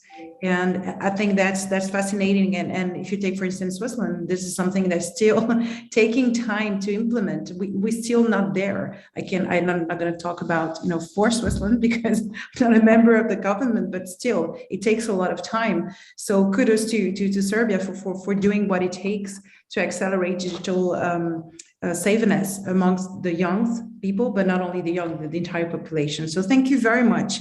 Now it's a time for a call for partnerships, and I would like to keep you with me. Before taking questions, and I want our audience to be a little patient here. I think the entire purpose of a discussion was not only to have these different perspectives, but also to have this call for partnerships, because it's important to not just talk, but also walk the talk. And so I would like to have 30 seconds, if you're familiar with this, it's very hard, Twitter style call for partnerships specific to the 3 ideas in brief. You can pick one if you were to have this call for partnerships, Rukashin, and it's the same for every panelist here, what would you say? Well, I think that as we heard from the business sector, they're working every day, all day, but we think that the governmental sector has to have the same attitude and to see this as a startup, and our office is working on it that way, to see that we are now in one startup and that every day we need to do our best, but our customers are all the citizens in the country and we are making their life better. So we all need to have that pressure to work hard as long as we are in this position. Thank you very much, Rukashin. Thank you. Barbara, what would be your call for partnership? You're already doing a lot as well. So how can you go beyond that? Well, maybe my call would be to remind each other every day that we all need each other, but we can all serve each other. Like the health sector and the economic sector and entrepreneurship sector, we can really coordinate and collaborate, and it will be a win-win for all of us. I am optimistic about this. Thank you. Thank you for keeping it short, both of you. David Mann. Yes, so this is an offer to everyone who is interested. We have been doing quite some work, and I would pick mentoring, both locally and globally, and I offer to share all the experience and knowledge and blueprint we have learned along this journey. Wow, that's very generous. So that's the key, one of the keywords, the collaboration and again as well mentorship. So thank you so much. Thank you for being here. I might reach you later. Fred, what about you? What would be your call for partnership? So I would say, look, if there's one thing we all learned from COVID, it is how vulnerable we are. And I think despite all the extractables that Africa is endowed with, the future is in entrepreneurship. And we need partnerships, we need mentorship to help accelerate economic development in our communities, to help the young next generation Africans believe in themselves, to create opportunities for themselves. So we need mentorship, we need curriculum, we need strategic partnerships, we need experts in-house, visiting faculty, wherever you are. I think there's an opportunity here to make real impact. Thank you, very inspiring. Thank you so much. And yes, we are vulnerable, and that's actually our strength. And we're talking about common features and not just, what separates us, but it has brought us together. And thinking about what the future holds here, it's really about different types of partnerships, not reproducing what we have been doing so far, because the context is so different from what it used to be. And technologies are as well helping us do things really differently. But we need to keep in mind that it's not just about technology. Technology, it's a means to achieving greater goals. And I think that, all of you here are reminding us that the importance of this collaboration mindset. Ron, what would be your call for partnership? Thank you, Fred. Thank you. I guess I would net it out to, build locally and expand globally. And when you're ready to expand globally, choose the right mentor. I was having a sidebar chat with someone from Africa asking me whether we invested in Africa. And I said, no, not yet, because we don't have a network there. But it's a shame because many aspects of the global, the mobile internet were pioneered in Africa, particularly mobile commerce and so on, out of necessity. And, had there been global mentorship, Africa may be even more on the global stage than it is. So build locally, expand globally with the right mentorship. That's great. And with our fellow panelists, I think you can already get in touch and discuss this. I think on each and every side, they are very eager to collaborate more and have different perspectives again. Thank you, Ron. And Dr. Bienvenue, what could be your call for partnership here?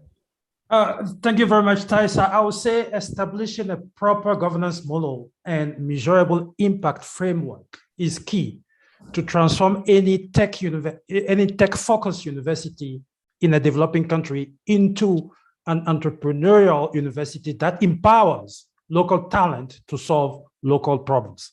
And this is where the ITU as a neutral organization can help with such a blueprint or framework, bringing all the resources and ideas together. Thank you. That's great. You're still very enthusiastic despite of this long panel and so interesting. Thank you so much for your energy. I love it. Mike, what would be your call for partnership? All for partnerships. It doesn't cost anything to have a conversation. Well, from my perspective, we can share, we can listen, we can learn, and you might find solutions where you never thought you'd find them. So if you're interested in North America, my call for partnerships is let's get in touch and have a conversation and see if we can help. That's great. So thank you. We have time, I think, for one question, depending on the length of the answer, maybe two, if you can still bear with us a few seconds. So thank you so much. So we have one question for Fred. I think Ron answered this question privately, but let's go with the question for Fred here. So wait a second, I have it here. So loved Professor Fred sharing. You have fans, Fred. Very well connected to some chat posts I shared in some Day 2 session. So on African initiatives by daring, willing individuals acting right there in the communities. For instance, Dr. Oxygen with oxygen bottles. I don't know if you're familiar with this. Now, Professor Fred with ventilators. And so the question here, what would you build next to a healthcare facility when 50–70% of them lack electricity? So, I mean, the opportunities here, especially in the healthcare space, and in many other spaces, whether it's transportation, education, there are a lot of opportunities to make an impact. I think I'm interested in building low-cost incubators for hospitals, maybe solar-powered. I'm interested in figuring out low-cost ways of providing oxygen to hospitals, because I know people that have died in hospitals because they simply do not have oxygen canisters. I'm interested in figuring out whether a person has malaria or pneumonia. What kind of tools can we use to detect that? I'm interested in figuring out sudden infant deaths. What kinds of equipment can we put on babies so that if something is happening to them, it can be detected sooner. So I think, for me, Africa is like the blind man that went to see the elephant. It depends on which part you touch. The opportunities are just tremendous. Thank you so much. Thank you, Fred. And one last question for Bienvenue. What happened to the Universal Service Provisioning Fund, which Intel was part of? Where can we find any of those facilities in our villages in Africa? And are there any Intel direct funding to innovators out there that local people can leverage on? That was a question from David Eli. Yeah, thank you very much, Tyson. And I think it's quite a complex question. And obviously, when we have time out of this panel, we can discuss about. But I want to provide a perspective, because here we're talking about the Universal Service Fund that was set up to solve the challenge of connectivity in underserved areas, right? Now, let's look at the problem a different way. Saying, for example, I'm in a community where I have a community company or community startup where they have a business that the community they love. And in fact, that startup is making some money, but not that much. And then there's an opportunity where the startup says, okay, well, if I can have, for example, broadband connectivity, let's say using edge compute solution, that can help that community company or that startup to multiply its benefit. And so why not looking at such companies that has the possibility to be economically viable, sustainable, and then look at how government can support them to actually solve the unconnected issue. So that would be the perspective I'll look at if really we're looking at trying to solve local problems with local solutions. And in fact, by doing that, we can actually tap into the opportunity or the possibilities with research in the universities to come and solve other challenges that those startup in the community or the community enterprises may face. Thank you. Thank you so much. Thank you, Bienvenue, and thank you to all of our panelists here. Thank you for ITU for this fascinating session. Sorry if we could not take all the questions. We make sure that the speakers will follow up on those questions one way or another. Please pursue this conversation. It's not just a one-timer conversation that we need to have. It's a real call for partnerships and how we can not only exchange, learn from each other, but build something different based on not just the context, but as Ron was saying, build locally and expand globally. I love that. Thank you all for your time. Thank you for the audience, for the patience. And please stick around for the last closing session. And it was a pleasure to have you this week. Thank you so much, everyone. And I wish you a great day. Bye-bye. Thank you. All the best. Thank you. Thank you very much. Thank you. Bye-bye.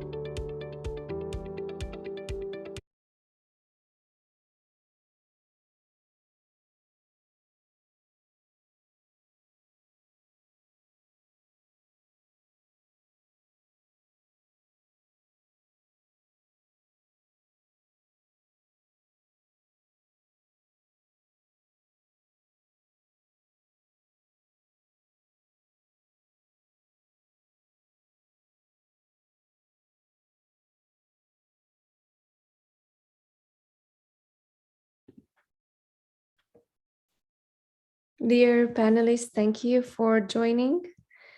I will kindly ask you to rename yourself by the name of your project, if possible. You have the option. If you click on your name, you can rename it. It will make it easier for the organizer. Thank you so much.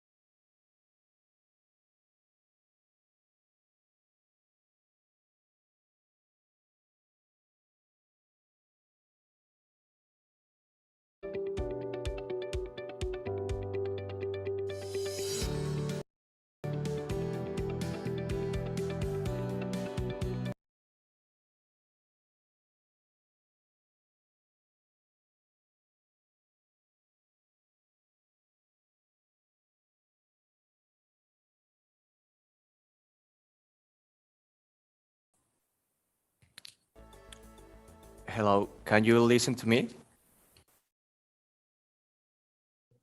Hi, we can hear you, Sebastian. Yes, we can. All right.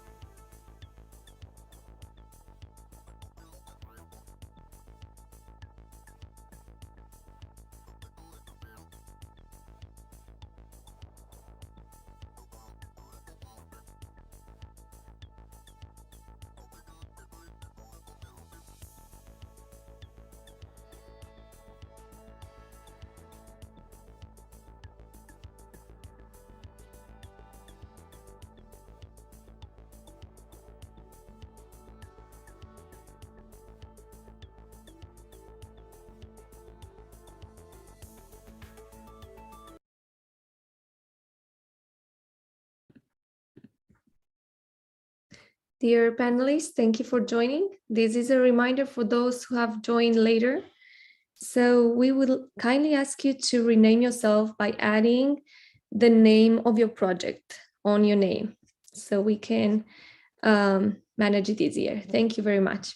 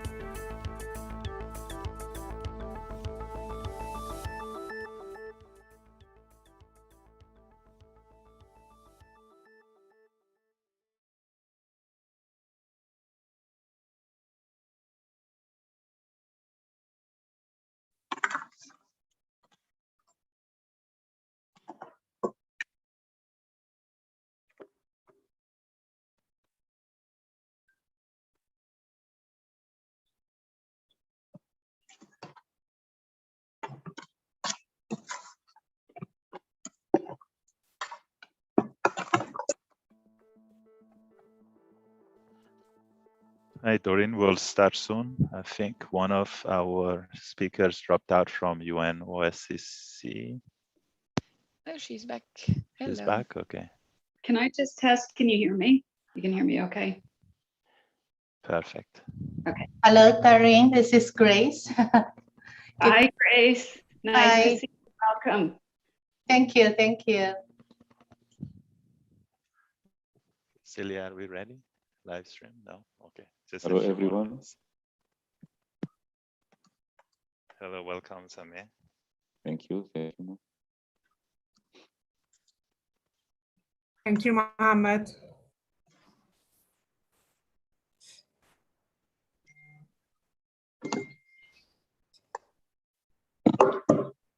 Donella, should I ask you the right question? All good. Hopefully everyone can hear me well. Great to see you all. Are we ready to go? Just wait. Hold on 1 second.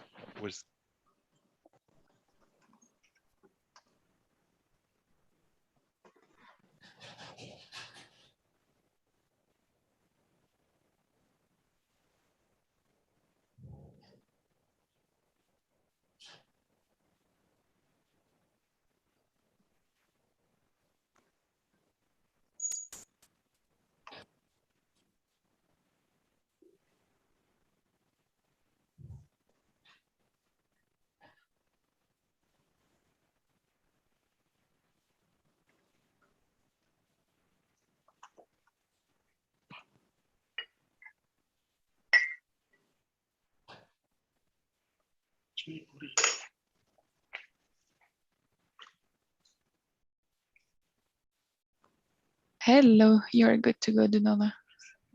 Okay, great. Thank you so much. Great. Hello, everyone.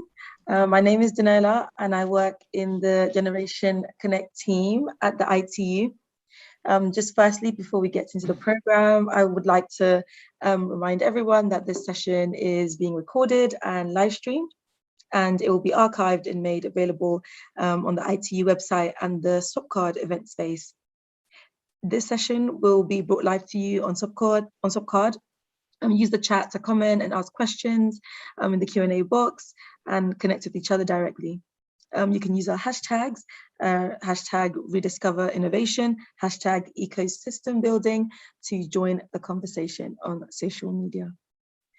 So firstly, I would like to welcome to the session Ms. Doreen Bogdan-Martin, our BDT Director at the ITU. Hello, Doreen. Hello, hi, Donella. You can hear me okay? Yes, we can hear you very well. Good. And then also would like to welcome Ms. Xiaojun Grace Wang, the Deputy Director for Program and Operation at the UN Office for South-South Cooperation. Hello, Grace, are you with us? Thank you very much. Thank you. Thank you. So this is a really exciting session, and we'll have the announcement of the winners of the Global South COVID-19 Digital Innovation Challenge, but we'll also hear from the Generation Connect community members, and we'll also hear some closing remarks. So I would like to first of all share just a couple of words about Generation Connect. We are really, aiming to engage global youth and encourage their participation as equal partners alongside the leaders of today's digital change. And also we're working towards empowering young people with the skills and opportunities to advance their vision of a connected future. Earlier this year, as part of the ITU Innovation Challenges, we had the Generation Connect video pitch competition, and it was launched really to really hear the ideas of young people about connecting the unconnected and closing the digital divide. We received video pitches from youth all over the world, each of which represented, innovative solutions towards closing the digital divide. The 9 winning videos will be featured at the Generation Connect Youth Summit next year, which will precede WTDC, the World Telecommunications Development Conference.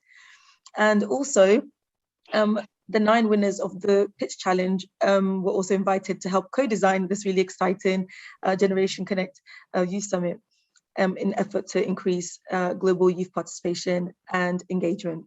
So you may have seen many of the winners of the pitch challenge in some of the sessions across this week. So I think if you've been attending the sessions, you probably have met one or two of our winners so far. But please stay updated in this event, because we actually have some that will be sharing a few words with us as well during this event. And if you'd like to find out more about Generation Connect, please don't hesitate to reach out to us, and also go on the Generation Connect website. It's always being updated with new opportunities for young people across the world.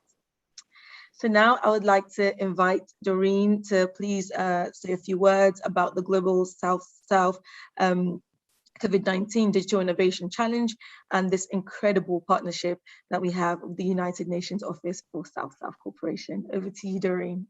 Thanks so much, Danola. Ladies and gentlemen, I hope you've enjoyed the week. I think this is a perfect way to be wrapping up with these challenge winners. The Global South COVID-19 Digital Innovation Challenge was launched in June of this year, of course, in collaboration, as Danola just mentioned, with the UN Office for South-South Cooperation, UNOSSC, as part of ITU Innovation Challenges. We structured the challenge to be able to identify scalable, innovative digital solutions that would enable countries, societies, communities, institutions, and also individuals from the Global South to be able to deal with the cascading effects of the pandemic.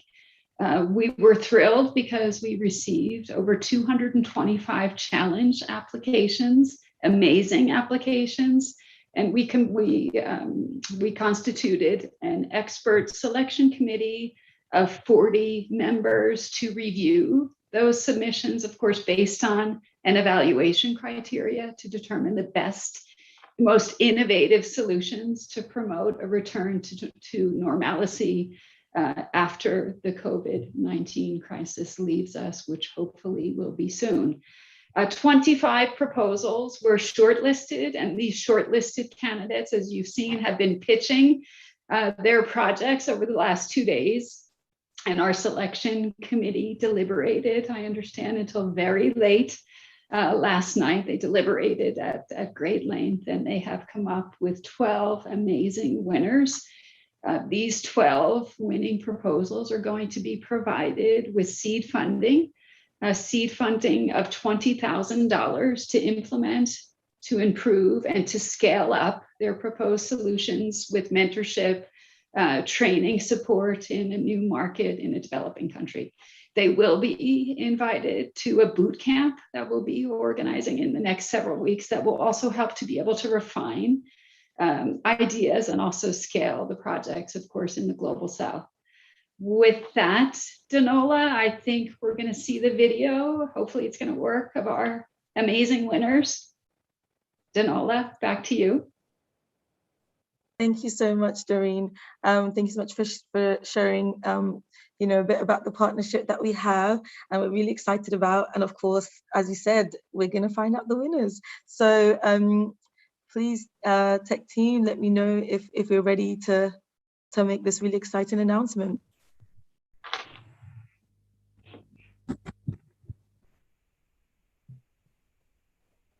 Do we have the video ready? Perfect, thank you. All right, let's go.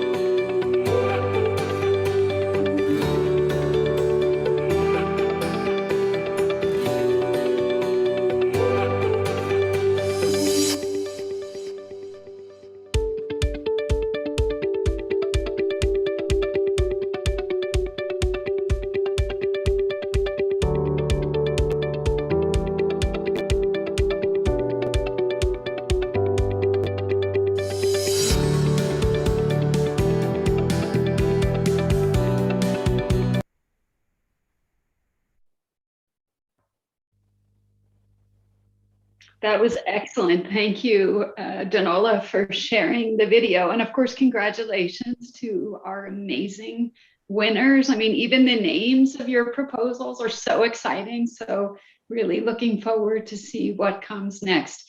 With that, ladies and gentlemen, I'm going to hand the floor to our partner, over to Grace. Without your support, this would not have been possible. So thank you so much. It's been a pleasure to work with you and your team. Over to you, please. Thank you very much, Doreen. And indeed, it's such a pleasure to collaborate with ITU and your wonderful team. What a pleasure to be part of this exciting Global Innovation Forum. First, of course, congratulate the winners today. You know, as Doreen just said, that we are living in a world that we really love. Well, the world is facing daunting challenges with multiple complex problems. Yet you are innovators. So innovators take change and challenge as true opportunities. And here you are, you grasp this opportunity and you have got the key to unlock all these problems.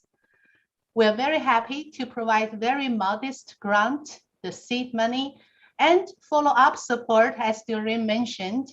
We will support connecting you with like-minded partners and mentors, and provide training on relevant subjects such as SDGs, South-South cooperation, cross-border e-commerce, and let us know, and we will do our best to connect with the resources of learning.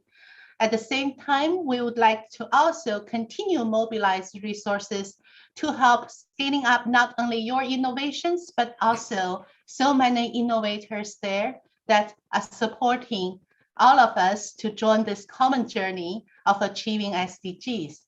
Why we're doing all this? This is because the opportunity you grasp today is not the opportunity just for yourself. It is for all of us who share this world. This is not about your success. Well, it is your successful, congratulations, but it is about maximizing the value of your success for our shared future. What you have in hand today is not just a key to unlock a door to personal wealth or to, benefiting the customers you're targeting today. It is also a key, I think, unlock a door with the inspiration of your example to reach out to many of the 10% of the world population who suffer from poverty, extreme poverty, or who go hungry every day, who cannot reach a clinic within 1 hour, even if with motorcycles. And the 300 million girls and boys out of school, the 200 million people looking for jobs. Or maybe the 20 million people forced to leave their homes due to natural disaster and severe impact of climate change every year. The Mother Nature who loses the diversity of lives. So now this may all sound too heavy a duty for you. But let me be clear, this initiative and this heavy duty is not about the 12 winners today.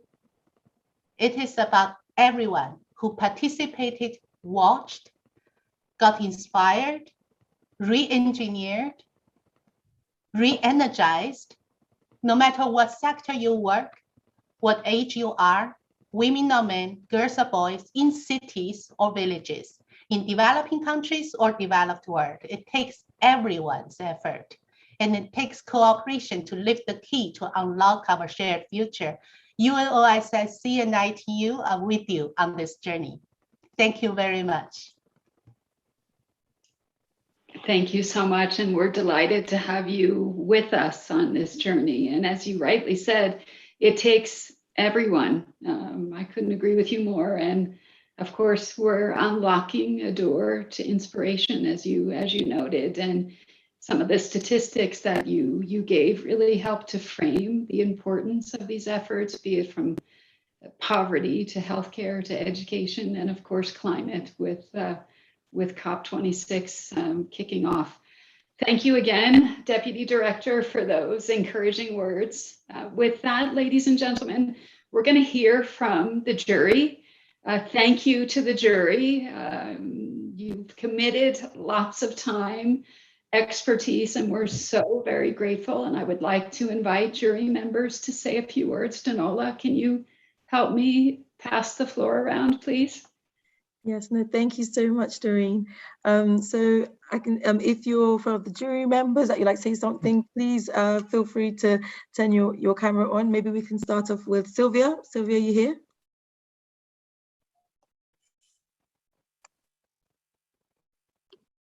Okay, maybe we can go to Mr. Samir Hussain. Maybe you'd like to share a few words.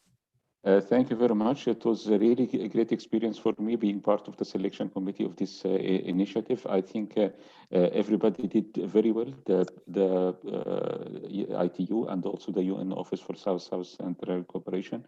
It's really exciting initiative. I hope that it will continue. Even the presentations and the proposals that came from the inventors, I think it was really very amazing as well, because they managed to identify problems that nobody else saw these problems, and they got the energy and the persistence to find innovative and effective solutions for those problems. Really congratulations for the winners, and also congratulations for the people who didn't have the chance to see their names today. They did also an amazing job, and the real benefit comes from seeing the win of all these projects on the ground, rather than hearing their name today. Congratulations to everybody. Thank you very much. Thank you so much for these words. Maybe now we can go to Victoria. Maybe you want to share some words about the experience on the jury? Absolutely. Thank you so much, ITU. Thank you so much specifically to Mohammed and his team. Amazing experience. Amazing to see that all these solutions, they matter, and they're gonna be implemented, and they're gonna be a business, and they're gonna solve a problem in the region or in the area and in the continent. And it was a privilege to be part of this journey within this week, and I look forward to be part of this for the future, and seeing all more exciting impact startups here. Thank you so much, Victoria. Now I'll come to Sylvia. Please share maybe some words and the experience of what it was like to be on this really fascinating jury. Thank you very much, Danola. And yes, being in the ITU team with Mo and the rest of the innovation team has been a great experience. And for me, also very inspired with all the submissions, and especially very hopeful of seeing so many people wanting to do good through technology. And I really finished the 2 days yesterday. Yes, Doreen, we finished quite late. It was a tough decision to choose the 12 winners because all were very good, and we're very happy with the submissions. But I really will end this week being not only inspired, but so hopeful of knowing that there's young people and people around the world in very difficult circumstances wanting to make change through technology. And that's, for me, the biggest outcome I'm seeing of this competition. So back to you, Danola. I think I was muted there. Thank you so much, Sylvia. Maybe now we can go to Ant, if you'd like to maybe share a few words. Yes, sure. Thanks also from me for allowing me to be a part of this. Why does anybody want to spend nights as a jury member and go through all these applications? Well, it's because you get to see so many interesting things and learn about so many different people doing amazing stuff on the ground. So thank you for that. Stay active, stay in the digital domain, and keep working hard on your ideas. And then think about the South-South aspect of all this. How can you bring your idea to other countries? How can you be that bridge to other innovators? Ideas are always born in context, very contextual, and very much adapted to your place. But then taking that to the next place and really sharing what you have evolved as an idea with other innovators out there, That's going to be so much fun. And I wish you good luck for that. Thank you. Thank you so much. I think a key thing that you said was, spending nights looking through this. So I would like to ask maybe Gaia next, what was the highlight of being on this jury for you? What made the nights worth it? Thank you. It was exactly the opposite for me, because it was an early morning for me in New York. But I was really excited, even though it was the first thing I sort of, which is what I started the day with. What I was excited was, despite the challenges, in fact, the challenges presented by COVID were converted into opportunities to make lives better of people. That's what was most exciting thing for me in this process. And I really liked the initiatives and the South-South aspect of some of the initiatives that were presented as well. So I sort of echo what Anand said and ask colleagues to continue working on that South-South aspect, because that is the winner. And even though if you don't win today, all of you are winners. All the initiatives that we saw are worthy of winning. Thank you. Thank you so much. That is such an important message. Everyone's a winner. I don't know if Jonathan's here with us and can maybe unmute to also share a few words. Mr. Jonathan, please go ahead. Thank you, Dunola. I'm super excited to be a member of the jury, and you would gather from the kind of momentum of this interview. I'm actually being driven to another meeting, and I couldn't lose the opportunity of seeing the winners. And I recall the words of our late president, Nelson Mandela, who said, there's no losers. You either win or you learn. Now, this has been a learning for the contestants, but equally a learning for us as a jury. We've learned so much about averages of averages and how to normalize scores. So it was super exciting. And ITU, a great job, and I look forward for the next event as well. Take care and God bless. Thank you so much. I think we all love that Nelson Mandela quote. There are no losers. We all either win or learn. The sacrifices over this week and beyond that the jury members have made, to really make this a success is incredible. And I'm sure maybe Doreen wants to just share a few words of thanks on behalf of the ITU to all of you for this amazing effort. Over to you, Doreen. Yeah, thank you, Dunola, and of course, thank you so much to our jury members. You gave a lot of time, a lot of energy, and a lot of effort, and I'm glad you found it rewarding as well for you. So a big thanks from the ITU team for those efforts, and hope we can count on you in the future. Thank you. Thank you so much, Doreen. And in that video, we're able to see who the winners are, and I'd like to share with you that many of them are with us right now. So maybe if you're one of the winners, you want to maybe turn your camera on now so we can have a quick picture with some of the jury members as well, to keep their cameras on so we can have a big group picture if possible. Congratulations to each of you. I'm sure it was a really tough decision because of the high quality of the submissions that came in, and we really hope that this will just be a stepping stone to even further and further success in all your ideas and in the rest of your work going forward. So if the tech team could please kindly help us with taking a group picture of everyone. Thank you so much, everyone, for turning, if you're able to, your camera on so we can take a picture to memorialize this incredible moment. Oh, some of you are waving. That's great. Congratulations, congratulations. So have we got a good picture there? Maybe 1, 2, 3, smile. I'll take one as well for backup, but can we please take a proper one as well? Yeah. Are we all good? Right, yes, pictures are taken. I see some more joining. I can take one more. Please. Wait. Big smiles, everyone. Wait.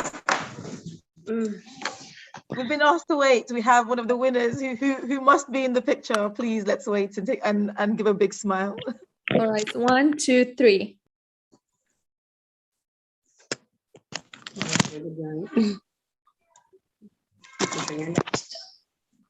It is not coming out. I can't. The meme. Please mute, but please also smile if you're able to. Okay, hopefully we have some good ones in there. Congratulations once again to everyone involved. So now I would like to have a bit of a conversation with some of our Generation Connect, young leaders that have not only attended the session, but have actually, participated in GIF throughout this week. And we've got Sebastian here, and we've also got Fatima here, both of which were part of the winners of the Generation Connect Video Pitch Challenge earlier this year. So I would like to actually, have a chat with the both of you. I'll start off with Sebastian. First of all, I want to ask you just, what was the highlight for you of GIF? What were the moments that stood out to you? What were your key takeaways? And then we'll come to Fatima. Over to you, Sebastian. Okay, hi everyone. I am Sebastian Perez. I am founder of Digital Planning. As Dunola said, I was one of the winners of the Generation Connect Video Pitch Challenge because of my proposal to speed up the deployment of small cell antennas. And currently, I am an intern in the Andean Community, which is an international organization made up of 4 countries: Bolivia, Ecuador, Colombia, and Peru. I think gather policy and decision makers, innovators, entrepreneurs, experienced youth, women, men.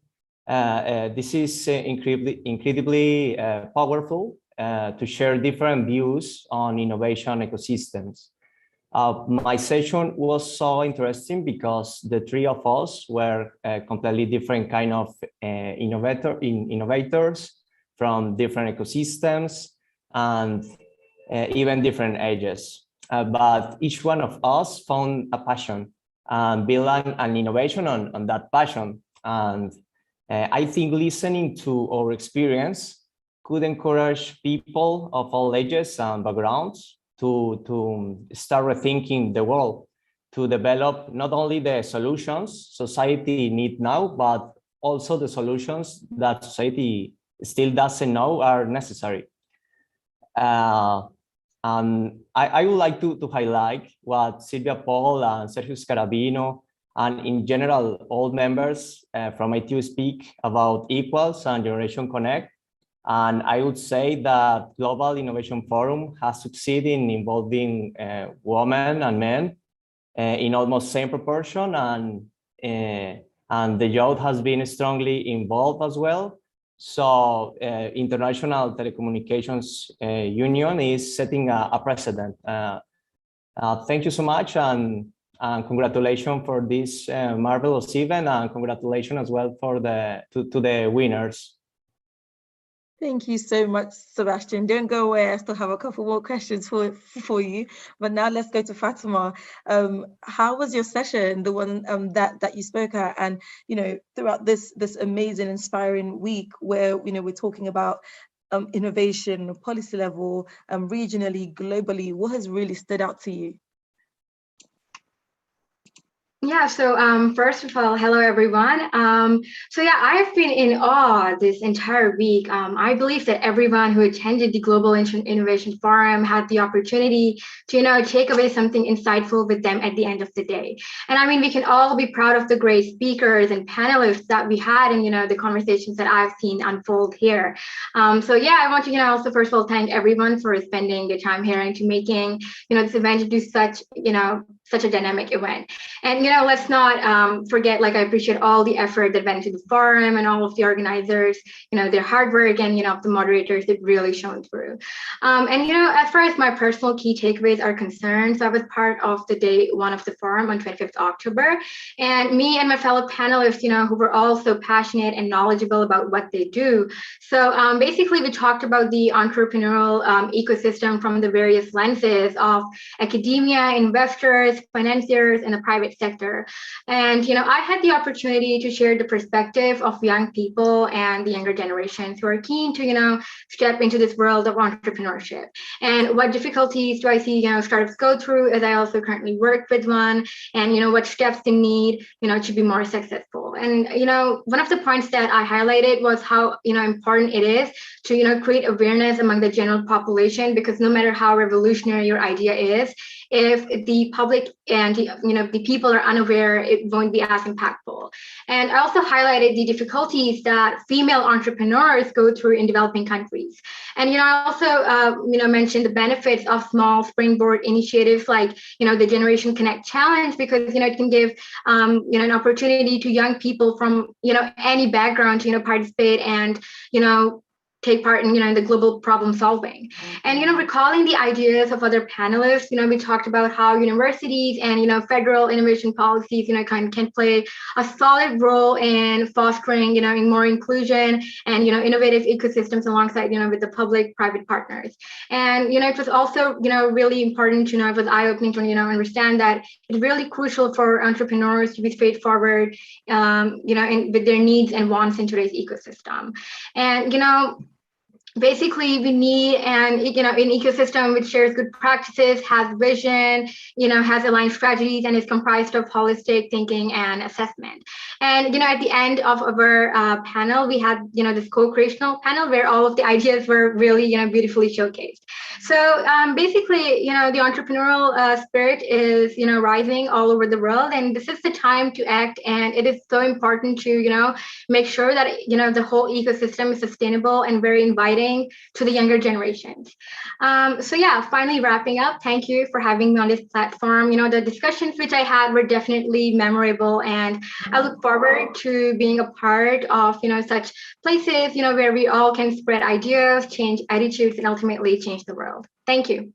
Thank you so much, Fatima. I would like to ask both you and Sebastian to, your winners yourselves of a previous Generation Connect Innovation Challenge. If you have any words of advice for the amazing winners today on how they can, amplify this opportunity, how they can, take the next steps, or just any words of advice sort of from this moment going forward, and how they can, further amplify their amazing messages with such a platform, with the ITU, and of course with the UN Office for South-South Cooperation as well involved. So maybe we can start maybe with Fatima this time to maybe give some words of advice.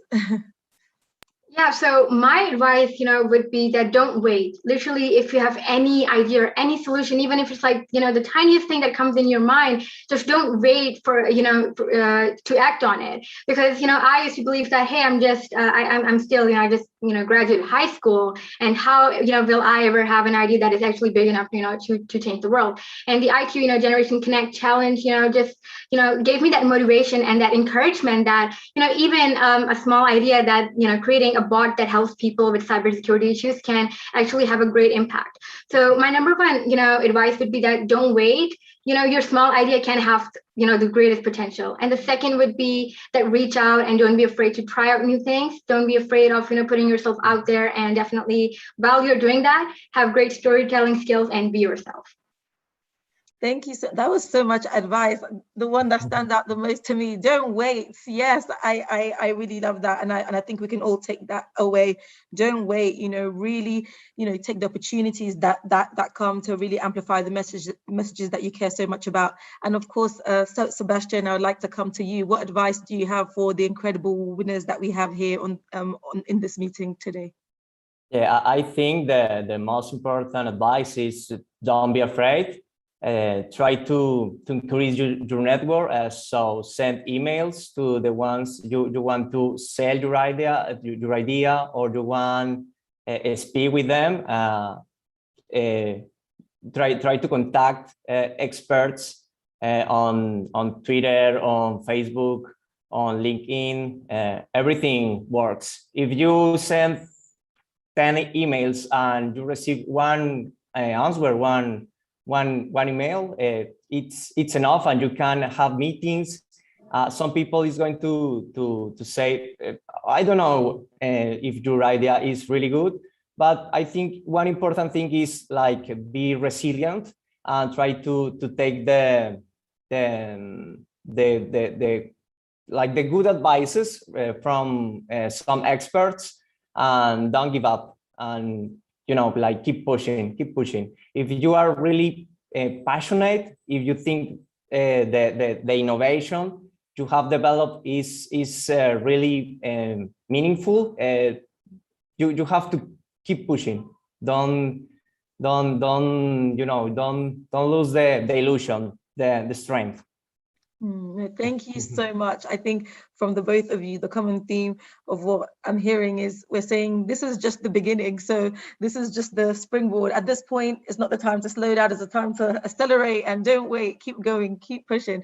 So maybe I'll ask Doreen now to share if you have any questions for our wonderful Generation Connect leaders here, or if you have any comments that you want to share with them.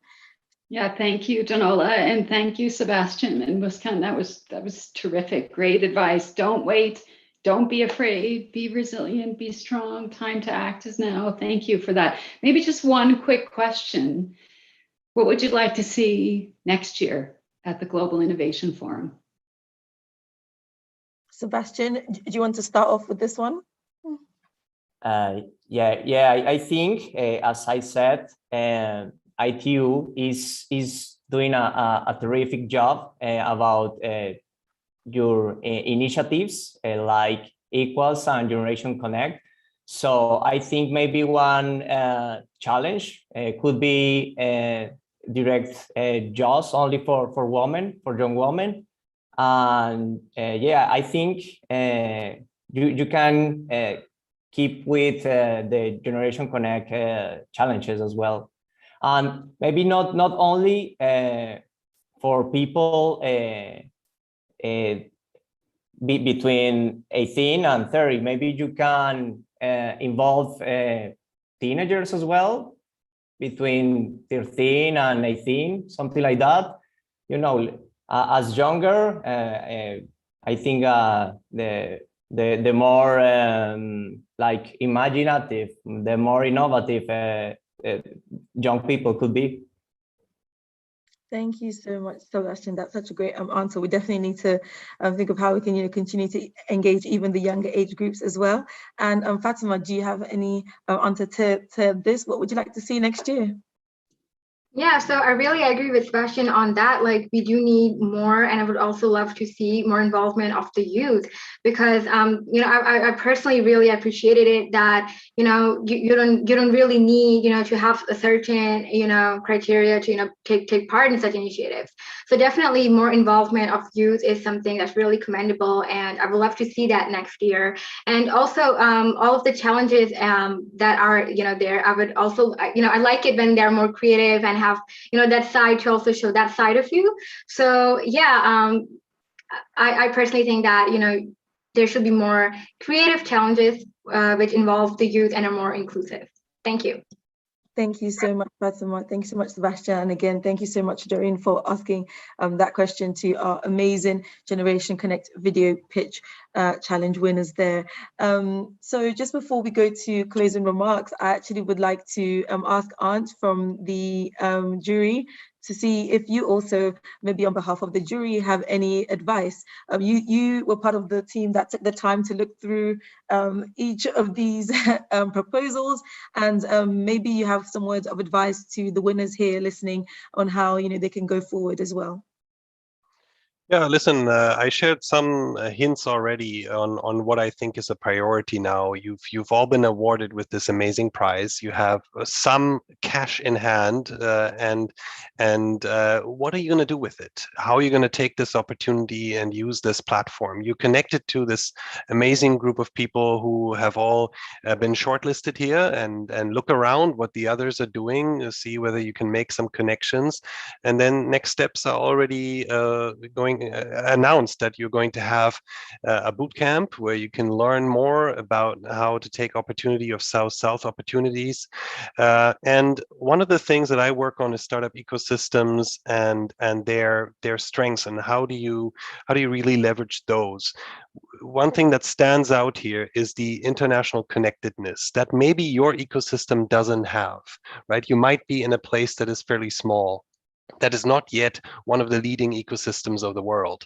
But with this opportunity that you've taken here and pitched for this event, you've made those international connections that can potentially make you really grow internationally. And that is usually what really scales a startup.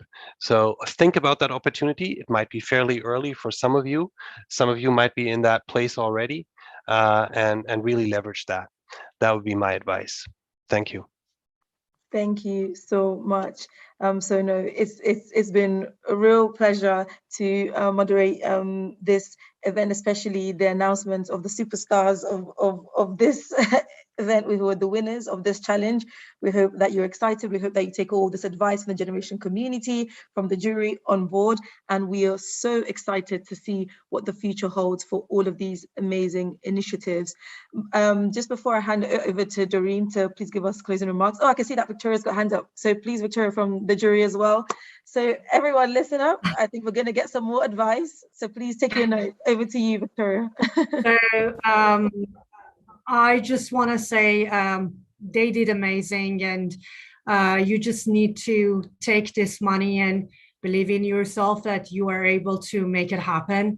So if we believe in you, you need to believe in yourself and scale that and create an inspiration for other entrepreneurs like yourself as well, that they can make it happen.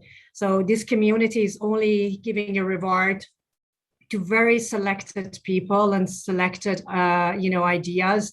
And I think when you as entrepreneur receive that, you need to get inspired, and you need to be motivated to make it happen and create inspiration for other entrepreneurs that maybe they see the impediments in their ideas and the path that they are moving, to motivate them to do exactly the same as you and be part of a community.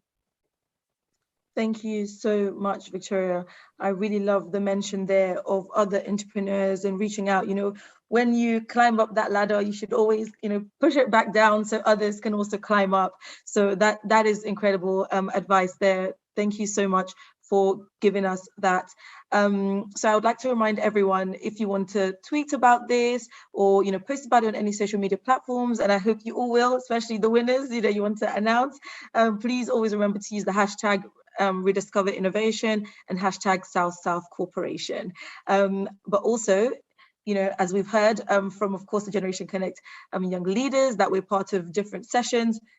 There's been many, very, very, very incredible sessions throughout this week, and you may not have been able to be at every single one. Don't worry, they've all been recorded and they're all on Swap Card, ready for you to watch, review, learn from. If you have any questions at all or any issues with that, please feel free to reach out to the team. So we hope you continue to share these as well. So with that being said, thank you all so much for such an incredible week, such incredible engagement. Congratulations once again to the jury for amazing work, and of course, the winners of today. I'll now hand over to Doreen to close us out. Thank you, Danola, and thanks again to Fatima and Sebastian for that great advice and also those inputs for next year. And of course, Arndt and Victoria as well. Danola, I don't know about you, but this has been so exciting that I kind of don't want it to end, although it is Friday and it's been a long week, but it's really been just terrific. And I think we've had 5 amazing days filled with rich discussions, with insights, with ideas. But of course, GIF 2021 didn't just start, of course, on Monday. I think it's sort of just one stop in a year-round discussions that we've been having with what's really an incredible community of digital change makers. We've engaged with previous members, with previous partners. This past week gave us the opportunity to welcome new members into our community. including, of course, our partnership with the United Nations Office for South-South Cooperation. I do want to again thank them. We also saw new change makers from our capacity building initiatives with the Smart Africa Secretariat, with the African Telecommunications Union, ATU, the Innovation Challenge we did together, and of course the incredible stakeholders with whom we're actively involved in countries around the world. During this week, of course, we heard stories from some of these countries, from Albania to Serbia, to the Ukraine, to Cambodia, Costa Rica, Mauritania, Niger, Mali, Oman, just to name a few, about stakeholders that were stepping up to take action and to ensure that their communities, especially disadvantaged or digitally excluded members, would continue to receive essential services and could take part in economic activities during the pandemic. And coming back to Fatima and Sebastian's point, I think it's not just about the problems of today, but it's also about taking your passion and focusing on the problems of tomorrow. When we opened on Monday, I did mention the need to find new approaches, new solutions to address digital development challenges. I think our talented speakers have successfully put the spotlight on why supporting entrepreneurship and innovation is so important to the future of their communities. Our regional deep dives gave us the opportunity to look at particularities of each region, to learn also about good practices. We did lots of sharing this week and to hear some incredible stories. Of course, we also released as food for thought a set of research papers, good practices, accelerating innovation, entrepreneurship, and digital transformation. And I just wanted to share a couple of kind of key messages, key takeaways from some of the speakers this week. Of course, we heard think big, but act small, that point about local being so important, to be inclusive and comprehensive in our policymaking, and we need that whole of ecosystem approach, no more silos. Small initiatives, although I don't like to think of it as small, I think innovative initiatives like the Generation Connect Video Pitch Challenge are key to inspire and also to change mindsets. Of building bridges between academia, the private sector, and government to unleash talent and potential. That partnership piece is so key. Every university needs to be an entrepreneurial university if they want to catalyze the economic development of their community. I love that that quote. I think that's so true. Of course, some markets being small without enough resources, innovators can't succeed in building bridges unless we support them so that they can reach developed markets as well. Of course, we need good practices. We did lots of sharing, as I said, this week, and we need blueprints as well to inspire our actions. I think, ladies and gentlemen, the message has been clear. Innovation, entrepreneurial thinking, experimentation are key to bring about digital inclusion and to connect the remaining half of humanity. Of course, earlier today, some of our partners in this community made a call for partnership around 3 concrete ideas or mechanisms, and that was building bridges between academia, government, and corporate stakeholders, supporting startups and entrepreneurs in accessing global resources and scaling up to high growth companies, and fostering the national and regional innovation ecosystems to leverage technology for sustainable development. I think these 3 mechanisms will be important. They'll be important for the ITU to achieve its Connect 2030 target to enable innovation in telecommunications and ICT in support of the digital transformation of society. It's also going to be a key part of our needed actions in our Partner to Connect digital coalition. And I do want to, as we wrap up, reiterate my invitation to all of you to join us in our Partner to Connect digital coalition, where we're going to be gathering concrete commitments to unlock innovation for a fully connected world. With that, I want to thank you all once again. Thank you to our partners, to our incredible speakers, to our volunteers, our distinguished guests, of course, to the winners, to those that were shortlisted, and to anyone that actually competed, because you are all winners. And of course, I want to thank the ITU team led by Mohammed Ba. Well done, Mo, and the team. And of course, a special thanks to the Generation Connect community for engaging with us in ITU's core activities. We look forward to much more in the future. And with that, ladies and gentlemen, I declare, somewhat regrettably, the 2021 GIF closed. Until the next chapter, stay with us. Thank you so much and have a wonderful weekend. Back to you, Danola. Thank you. Thank you so much, Doreen. It's been an incredible week, everyone. Thank you so much for joining, and we hope to see you next year. Take care, everyone. Thank you. Bye. Thank you. Bye. Bye. Bye-bye. Bye.